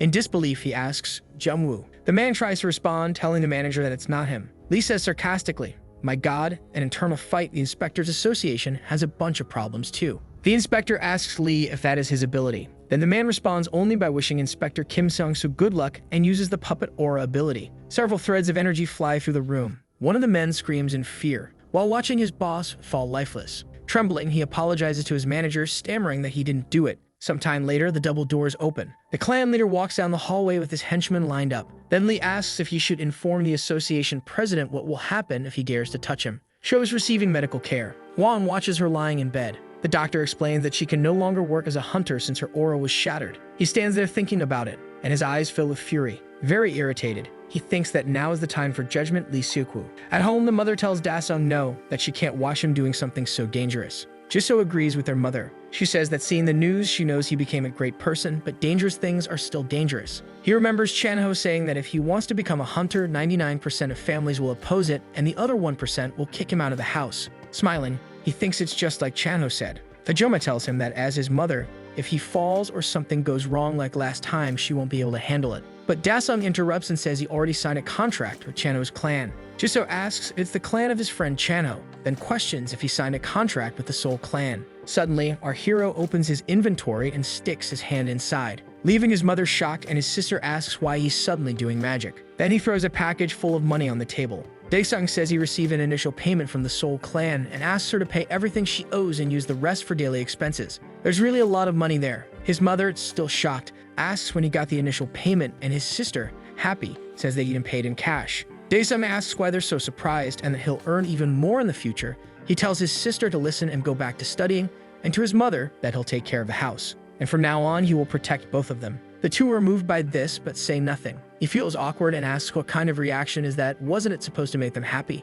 Ajuma wipes her tears and says it's okay, and Jisoo says it's frustrating, but seeing the money makes her change her mind. Our hero thinks that if this is the reward for coming back from hell, it seems very good. In another place, a dreadful creature appears, and roaring prepares to attack someone. A man with glasses screams in terror, when another man appears, kneeing the monster and telling it to get lost. The creature goes flying far away with the strike. Then he asks the rookie if he's tired. Desperate, he tries to speak, agent. Then the man turns and leaves him there on the ground. He tells the other man to keep this a secret for today, and looking back at the rookie, he tells him not to give up. Sometime later, the man is lying dead somewhere. His partner cries over the situation. The association manager and the president are present at the scene. He says it was his mistake. He never imagined Lee Seok could be that crazy, and crying, the inspector says, Lee Seok, don't touch that bastard. Crying and furious, he says he'll cut that bastard's head off. The president calls the branch manager, and the man replies, yes, sir. He says, the Hunters Association's son, and take all of them. Surprised, he asks if even the people in the portal fracture. Park Jong says to go dismantle the Hogma clan and capture Lee Seok-woo for insubordination. Sometime later at Da-sung's house, someone says they're dying from all the noise and asks why there's so much noise while the phone shows 101 messages. Our hero, full of dark circles like he just woke up, checks the phone. Daesung wonders why he's getting so many annoying spam messages. Among the messages, one asks him to call back as soon as he wakes up. Sometime later outside the house, our hero calls Seong Chan and asks what's wrong. He says he won the auction for a C-rank portal, and that gets our hero excited. And that from now on it's money, and all he has to do is sweep it all. In another place, several security cars head toward their destination. At the Hogma clan headquarters, the cars stop and several people begin to disembark. They move toward the clan headquarters. They quickly get into formation, led by the awakened A-rank Kim Kai-hong. Someone gives the command for the Hunters team, first assault, and for the 2nd Cavalry Regiment. He says if they are insubordinate, subdue them like any normal person, and adds that awakened ones can be killed. Kin gives the command to advance. The attack platoon approaches the building, and they move through the structure. Then the leaders suddenly stop in the main hall. There are bodies everywhere, some still alive. Surprised by the scene, the man asks what the hell is this, and asks his boss what they should do. People around the place are calling for help, shouting for someone. The leader orders the cavalry regiment to retreat and the rest to follow him. Several bodies are scattered all around. In a chair in the middle of the hall sits a person. Captain Huang is clearly exhausted from some battle. The path ahead is also filled with bodies. They proceed through the Hobma headquarters until they reach a large hall. He shouts asking where that bastard Li Siuku is. In the next moment, he notices the man broken on the floor. The Hobma clan leader seems to be dead. A crowd begins arriving at the hall. The attack squad leader asks what is going on. He gets closer and asks what's wrong with this guy, this son of a bitch. Crouching there, the operation leader orders Jungwoo to stop it and says that Li Siuku is dead. But the guy keeps trembling with rage. He turns to the captain and says that this was too much for a personal revenge. Huan explains that he only dealt with the exterior, but he wasn't the one who killed Li Siuku. That guy is surprised by the information. Elsewhere in a pizzeria, the news says that Li Siuku of the Hobma clan was found dead. Currently, the main suspect is the Seoul clan. Director Hwan Jun was named. More awakened members of the Hobma clan were found dead, and drugs were also discovered at the scene. The old man curses, asking why there's no contact. He thinks he made a clan of doormen himself since there were no offers for him, and if this continues, he'll starve to death before seeing a monster. Then suddenly the phone rings, and the old man grabs it, looking surprised. Whatever he sees on the phone makes him happy. A car speeds down the street. Chanho says that Daesung rejected about 10 clan offers, and his friend confirms it, saying there's a lot of hunter gear that others can see in their homes. Our hero asks who cares about those items, thinking they would faint if they saw the items that came from hell. He asks if a C-rank portal makes money. Chanho says he's crazy, that the cost to clear a C-rank portal is 50 billion, 30 billion without taxes and fees. Shocked, Daesung asks if it's a 40% tax and says they're bastards, but Chanho says with an alternative he can make more money with other cores. He adds that he also called the doorman and asks if he'll really be okay alone, and our hero asks, alone? Then says that Chanho should go too. Chanho falls silent, sweating nervously, and asks what his friend just said right now. Daesung says he registered him as his doorman, but that paperwork is just a headache, so he asks Jisoo for help. Just a little scared, Chanho thinks this bastard is going to get him killed. The military has isolated the portal area, and sometime later, our duo arrives at the location. The soldier greets them and asks to see the portal pass. Chanho pulls out his documents and presents them. The soldier looks a bit alarmed by what he sees. It says there will be only one hunter, Han Daesung, and one operator, Chanho. Surprised, the man asks for a moment and says that this is a group portal, asking if they're really okay with those numbers, and that the minimum is usually about 100 C-rank hunters. He says that's exactly what he said and asks if he thinks an A-rank hunter like him couldn't enter, and that he himself isn't even married yet, but the soldier says it's the rule. Then the soldier orders the barricade to be opened, saying these guys are crazy, so they won't get involved in it, and Chanho asks his friend can reconsider, that no matter his S-rank potential, this is a C-rank team portal, and the top 10 of the clan don't care about the rest because it might weaken the others. Grabbing his friend, Daesung tells him to trust him, and scared, Chanho panics and pleads for him to wait a moment to let him go. He says they should go home, that if there's a chance, he'll jump first, and not to curse him for not being that loyal, but our hero just drags him along. On the ground, Lee looks exhausted and terrified. Suddenly, an energy surrounds him, and he screams for help, begging to be saved. He screams as he starts to float. Still screaming to be saved, something resembling a dark eye appears before him. Suddenly, from within it, an arm emerges, and it moves toward the Hobma leader. Then that hand rips out his heart. Lee clearly feels that fatal attack. As the arm returns to what looks like a portal, the leader of the Hobma clan collapses to the floor. In the meeting room, the agents and the association director watch the recording of what happened. The director says Lee Siuku and asks if they can't confirm who was in command. The inspector says there was only one camera, so there's no way an autopsy was done on the body, but no aura ability was identified. Park says, well. Frightened by this, he says then it's a real ghost. Back at the portal, the military moves around. The old man arrives, thanking them for their hard work, and says this is Ga Seong, a hunter who will be in charge of handling the products today. Confused, the soldier asks if it's from product processing and wonders why he's there so early, since it's only been 30 minutes since the portal started. He asks if it isn't Han Daesung who is attacking there today, and the soldier asks him to wait a moment. Checking a paper, the man says that's right, it's correct, and the old man celebrates, saying, great. The old man thinks it's a team portal, so he got lucky that no one had a doorman call. And getting this, the hunter will also be a big star. This is a lottery. On test day, inside a cave on the snowy mountain, something strange seems to have happened there. Jim thinks that he wants to live as he regenerates. He wants to live and take his revenge. When suddenly something appears in front of him. That thing asks if he wants revenge and if he would allow it. While that giant eye stares at him, it simply laughs. Meanwhile, back at the portal, the duo has just entered it. Daesung observes the area while his friend is a bit frightened. Chanho thinks it sucks, it's his first time inside a portal, but he never saw anything like this. Our hero says they said it's a team portal, but the number is quite large and his friend asks where. Suddenly, up ahead, there seems to be an army. Chanho asks what those are, that they are huge. This place is the Abandoned Lands and they are Class 3 lizards, an endangered species. Those creatures charge at them, shouting for food. Daesung pulls his huge sword from his inventory. He says that with so many lizards together, it'll be perfect to deal with them. He tells Chanho to watch this closely. Then he runs toward the monsters at high speed. His friend is impressed by it. Daesung leaps over that army of creatures and lands on them like a meteor. The terminal shows that the third ability of Hellfire has been activated. Then our hero uses the ability called Volcano. He slams his weapon into the ground with force, causing a massive explosion around. The lizards begin to burn without any chance to defend themselves. Some try to run and others just scream. And a few seconds later, the army is wiped out and our hero stands in the middle of a scorched scene. Chanho wonders if that's really his friend. Daesung stands there among the pile of dead lizards. He thinks it smells like roasted seaweed. Chanho says he's a bastard. Anoagi says his friend could have said something, that he's a jerk who hid his strength and that he's not afraid of anything. Daesung then says he'll show him now. Then his friend says he's decided they're going to do it. Not understanding anything, our hero asks, do what? He explains that it's a new clan beyond Korea, a clan with global power. Outside, people are surprised because the portal seems to have been cleared in under an hour. The startled soldier says it's a portal fracture and orders them to contact headquarters, and the other soldier confirms. That old man, surprised, points over there and tells them to look, because it seems someone is coming out from inside. Right after,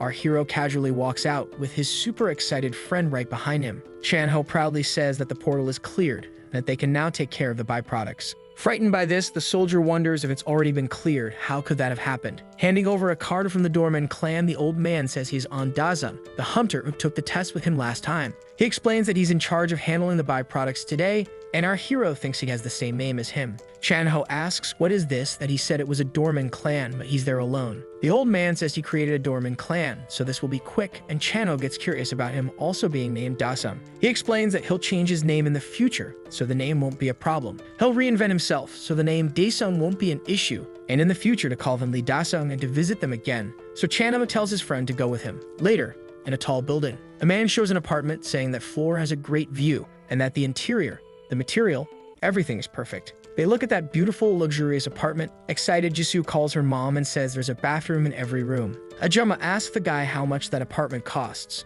Then the guy says the property value is 17 billion, and the current transaction is at 18 billion won. Shocked, she questions the 18 billion, and the realtor says that's right, apparently because there's a hunter association nearby. And he tells the mother that safety is the most important thing in the world right now, more than anything. He heard recently that her son is a successful hunter. Jisoo says her brother is an almost S-Class A rank and will soon become S-Class. Ajoma says she's bragging about her brother, and the man says he thought he looked familiar. Daesung says he liked the house and asks if they can get a discount if paying up front. The man says that since he's an A rank, he can get a preferential contract, and because he contributes to safety, he can get about 2 million off. It's expensive because an S rank lives there. Daesung asks, S rank, how cheap could he get it if he were an S-Class? He laughs and says that if he were S-Class, it'd be around 10 million as a deposit. The two women are stunned by that price. Daesung thinks then he could buy that house for 8 billion. At another moment, nighttime in the city, cars pass by and people go about normally. A woman looks back, worried, wondering who is following her. The woman quickens her pace, when suddenly, distracted, she bumps into someone. Frightened, she asks who he is. A bizarre person tells her not to be afraid, that she has been chosen, so she should be grateful. The woman is terrified by the revealed person. Sometime later at the National Police Agency, inside the autopsy department, someone says this is a woman who died the same way as Suku, only in Seoul, this is the 10th victim found. One of the officers says the public investigation through the media can't be postponed. One of the investigators thinks it could only have been a murder by an awakened. He says he thought the monster portals have finally calmed down, but now there's a serial killer. One of them asks the boss to let him handle it, that he'll catch him. The boss thinks for now there's no choice but to believe it was the same killer as Suku. Then responds that no, from now they should focus on the work of locating portals at headquarters. Adds that they should go public with the news and turn it into a public investigation, and they will receive active support from the investigation agency, in some kind of laboratory. Someone is waking from a deep sleep. Now the person is fully awake. There is Jin-il, the rookie who worked with Lee, and judging by the scars on his body, he went through some surgery. He looks around trying to understand where he is. Near him, there's someone working attentively in another part of the lab at a panel. Excited, that scientist notices the man has awakened. As he walks toward him, he says the guy is screaming and flailing like a newborn. Full of fear, he asks the man where they are. Instead of answering directly, the young man replies with another question. Doesn't this look like the lab in the Hongma building? Jin realizes that it's the awakening infusion room with the M pool. The scientist explains that the M-pole provided by Lee Seok-woo seems to have been very effective on the guy and says he made a special request to the high priest to save him. Finally, he introduces himself as Roman, the eldest of the Hanse. While recalling the eyes that watched him earlier, Cheol then asks how he is still alive. The man says he was reborn as one of the Hanse. Not understanding, the young man questions this information. Smiling, the scientist says he will give the fighter more power and wants to know if he will rule the world with them. Meanwhile, in the Seoul Clan building, with a resignation letter in front of her, someone tells another person that she had to become an S-rank hunter. On the phone, Chan-ho explains that the priority before anything else is clearing the portal. He interrupts himself saying that the person on the line wants a promotion to S-rank before buying a new house and asks if he can bid on all the portals. Worried, he wonders when the other guy showed interest in buying a house and then responds that he understood. He adds that there are several things to do and meanwhile asks Han to get some equipment or other things he needs from the market, and the young man remembers something. The young man, who was on the street, says he forgot the equipment. A terminal asks if the hero wants to complete the implementation of the ruler's field. He requests that it be executed. The terminal informs that there are a total of 6 types of fields: Predator Forest, Ghost King's Territory, Flame King's Territory, Exterminator's Nest, and 2 more. Daesung chooses field number 5, which is Balark's Iron Fortress. The terminal shows that the rulers of each field have their minds erased by the transcendent beings of the heavens, and the goal is to defeat them. The next terminal checks if our hero wants to start Protocol 212, which is the Iron Castle 45 years before the current time. Our boy gives his confirmation. A series of images pass through the hero as if data were being downloaded from that place. Daesung watches the images and prepares for what's to come. He knows it will be a tough battle. A portal appears in front of the fortress, with a wooden shield bearing a sun symbol, and a powerful weapon in hand that seems to be a scimitar.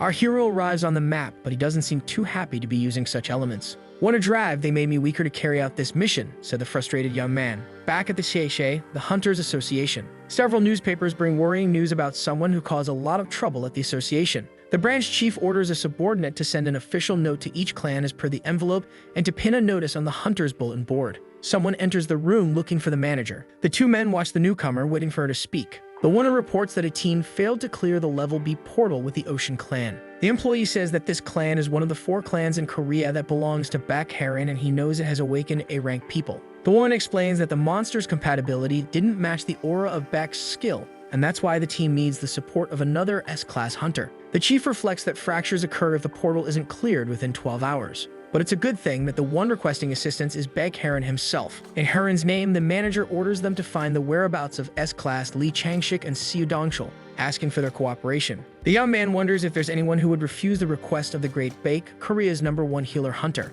The woman explains that one person would refuse, Riva Soyeon from the fortress, because they have a rivalry. Interrupting the conversation, the manager suggests that, if necessary, they use air transport to avoid any bad luck, and the other 2 understand the urgency of the situation. Watching from afar, a part of the city almost looks like a ghost town or ready to receive a zombie invasion. Meanwhile, at the Hope Orphanage, several children are having fun in the playground while being supervised by an adult. A boy jokes that he is the strongest hunter and will defeat another child. The second child gets sad and replies that he won't be the monster because he hates them. The man approaches the 2 children and asks how she thinks her father fights them. He is Siu Dongkyul, a level 2 S-class awakened from the Crow clan. Striking a martial arts pose, the boys prepare to attack while shouting together, "Monster." Then the 3 of them have fun together as the man pretends to be a monster and the children try to defeat him. A nun approaches in a hurry, calling for the director. With the boys hanging on him, the man asks what happened. The sister informs that an urgent message has been issued by the Hunters Association. Asking the nun to take care of the children, he explains that he will have to go to the gate.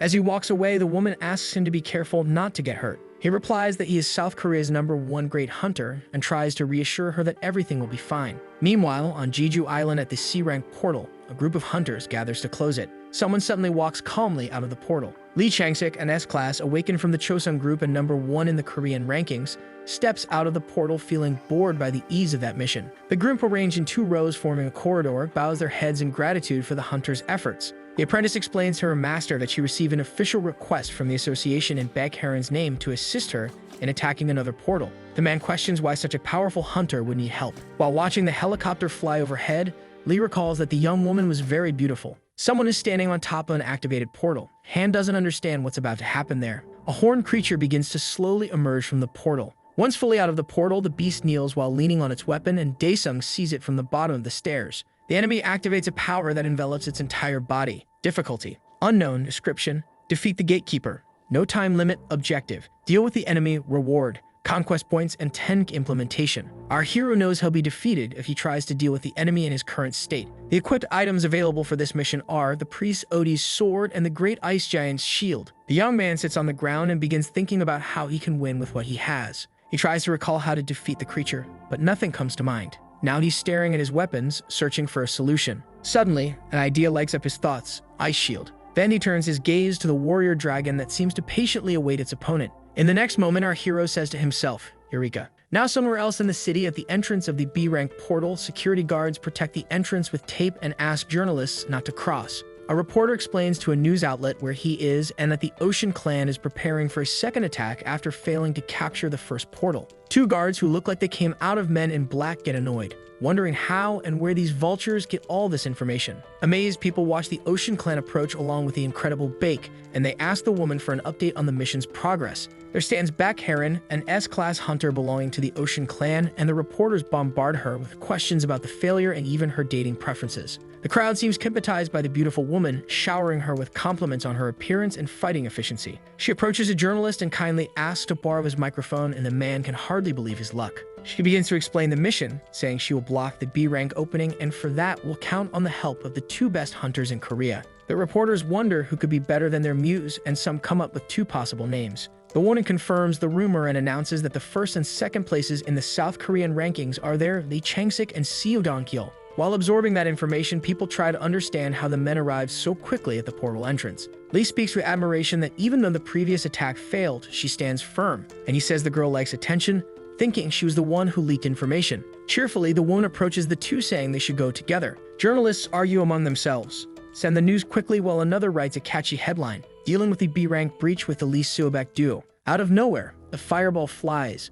and heads towards someone. It's Han, and he's throwing fireballs at the warrior dragon. But the enemy seems unfazed by the attacks. Suddenly, it opens its eyes and lets out a deafening, powerful roar. Our hero realizes it's showtime, as the beast has just awakened. The young man grabs his weapons and prepares for what's to come. He is fully aware that if he makes a mistake, he will be instantly defeated, and now he needs to focus. The enemy says, "How dare a rat like this challenge me?" The warrior, however, before doing anything else, loses his balance due to something on the ground, and the beast knows it's going to be a good fall. Because of a puddle of water, the warrior dragon falls backward to the ground like a tree. Han realizes that this is the perfect opportunity to attack. He activates his aura and charges forward. The young man runs until he reaches the enemy's side at chest level and prepares his strike. Holding his scimitar upright, he gets ready for a top-down attack. When the beast turns its head to the side, our hero notices a mark that seals something. With his sword, he strikes the seal, and apparently with that, he defeats the warrior. With this victory, the enemy disintegrates before his eyes, disintegrating until it turns into ashes that scatter across the place. Our boy is happy for vaguely remembering the weakness on the creature's neck. As he drops his sword and shield, he says to himself that he won't need them anymore. The terminal informs that for having defeated the enemy, Han may enter the castle. It also shows that he completed the mission and the implementation is at 33%. Standing in the same spot as before, the young man reflects that he needs a weapon before advancing. On one of the castle's walls, there are several spears stuck near a torch. A corridor filled with torches reveals a trap of dangerous spikes hidden beneath the ground. A terminal changes the description and objective. Go to Baloric's chamber, still with no time limit, and it also states the reward is conquest points and 5 points. Daesung touches a wall and believes there was something there. He continues feeling along the wall for a while in search of something. Proving that patience brings rewards, our hero finds a brick in the wall that can be pushed, and so he does. Soon after, a set of bricks disappears and a hidden door appears. The young man stands in front of it, and when it opens, he prepares to enter. A terminal informs that this is Baloric's treasure chest, and the Han may use it for 5 minutes. The young man enters a large room full of items like armor and weapons, and a countdown timer starts, though he already knows what he came for. It doesn't seem like it, but a minute and a half has already passed, and the young man heads toward what he was looking for. He observes a shelf with 3 different weapons hanging there. The terminal says that the Black Dragon Slayer sword deals fatal damage to dragons in hell, and that its unique skill and performance are also focused on damage to that creature. Talking to himself, the hero says that this weapon isn't as good as the Hellfire sword, but if he enters Baloric's chamber without it, he will surely be defeated. With a beautiful weapon in hand, there are still 3 minutes left to enjoy the room's treasures. An armor that looks like a paladin's rests peacefully, as if waiting for something. Not to mention the many chests of various sizes full of gold, coins, jewels, and so many other things. When the timer shows 2 minutes remaining, the young man thinks for a moment. This could be really expensive. A terminal then explains that Balork's chamber is now open, the implementation is at 66% progress, and the 5 conquest points have been delivered. Han is now in front of a massive iron door. Cocky, he says to himself that it's just the final boss. A bizarre creature roars in fury. Dong-cheol says that's going to ruin his ears and that they need to take care of that mouth quickly to shut it up. He faces the huge creature. He uses his power along with his weapon. Suddenly, the hunter launches himself from the ground. As he leaps, he prepares to counterattack. He strikes with all of his strength using his weapon. A massive explosion of energy occurs, and he looks back shouting for them to attack now. The group of hunters charges forward, shouting and brandishing their weapons. They begin attacking the monster non-stop, yelling for it to die, calling him a monster, and one of them says he can't cut through it. Heron shouts from behind, saying that was great for Cheol and tells him to finish it. Behind her, someone calls her name and asks if she's sure she'll go on a date if he approves it. She is surprised by Chang's sick. Then she uses her healing aura ability. Feeling better, he gets up and says, "Nice." She asks him why he's acting like that. Then he turns and says to Heron that it's a gift. Lying there is a dangerous type of monster, a class 2 ogre king. Surprised, she asks if he defeated an ogre king alone. Hugging her, he asks if he doesn't look cool, then annoyed, the girl demands that he take his hands off her. Someone yells to avoid Jessica and tells them to bring the injured guy back. Using his power, Dong-cheol is surprised since it's been a while since he had to carry others. Returning to the fight, he tells her to keep the promise about the date, and in the next moment, he takes off with a burst and vanishes. Not understanding, she wonders if she made a promise. Back to our hero, we see a massive palace. Daesung thinks that it's finally final boss. He says to open the enhancement potions, then starts choosing among them. Dozens of colorful potions appear in front of him. The terminal shows that the absolute ruler has 128,000 conquest points and asks if he wants to consume the potion. He commands that all enhancement potions be applied. Then all of them begin to respond to his command, giving him bonuses in strength, agility, power, defense, critical hit, and resilience. Satisfied, he thinks they're great potions and says, "Let's go." The enormous double doors open, and he finds a grand hall. Inside, he sees a creature with exceptional armor and weapon. Smiling, he says it's been a long time since they last saw each other, Balork. The creature only stares at him without saying anything. Then suddenly, a loud crash comes from the side, and a huge and furious red dragon appears at the boss's feet. It approaches our hero, who prepares to begin that epic battle. The terminal shows that he must resist the fear of the red dragon's annihilation. So our hero prepares using his blood naturalization skill. A guy appears saying, "Loyalty, hello subscribers to the weekly Hunter channel." Says he's the streamer Dragon7, it's Yahello. He tells his brothers they're starting this Hunter week with the hot rankings. He says Immovable is in first place, the youngest son of the Chable, who hunts as a hobby, and the leader of the Chosung clan is the clan president. The director of the Hope Orphanage, a person who declared himself the father of the orphans that. Next, he says lilies have bloomed in the hunting grounds. This is back Heron. He reports that there was a B-rank portal fracture crisis this week, but with the Lee Suobek combination, it was resolved in 6 hours, and that he has to say something. Sitting there at his computer, he says, "What? I think I've seen this guy somewhere before." That a solo conclusion was made on a team-type portal, he wonders if that's possible. Thinks not, but seemed to recognize him. Then excitedly, he wonders if it's the older guy from the other day. Sometime later at the Hunters Association, someone reads some news. They ask who will succeed the Hogma clan, that the leader of the Soul clan was arrested, and that Daesung cleared a Type C portal alone. That guy thinks the speed at which portals are being closed is increasing. A guy calls out to Jaik saying they should go for drinks today, but he replies that he has some things to do at home, so he thinks he'll go home today. The guy says that's fine then, they can go next time, and Jake agrees while continuing at his computer. He looks at a map with glowing red markers. Then he says they're running out of offers, and he'll have to change the mood. Elsewhere, a huge red dragon snorts fire while watching our hero in front of him. Then suddenly breathes a blast of fire at Daesung. Our hero responds quickly using a simple strike, which hits the dragon in front of him directly. The monster roars, spewing fire and fury, while our hero pierces it with his powerful sword. Daesung says this reminds him of the old days since it's been a long time since he's been this dirty with an enemy's life energy. Finally, that huge monster rises and prepares to enter the fight. Our guy dodges that powerful attack with ease, and he barely even moved to pull off that feat. Speaking seriously, he says that was barely anything, while the enormous creature growls at him. So the video ends here. If you don't want to miss the next part, activate the notification bell, and see you next time on Tob's channel.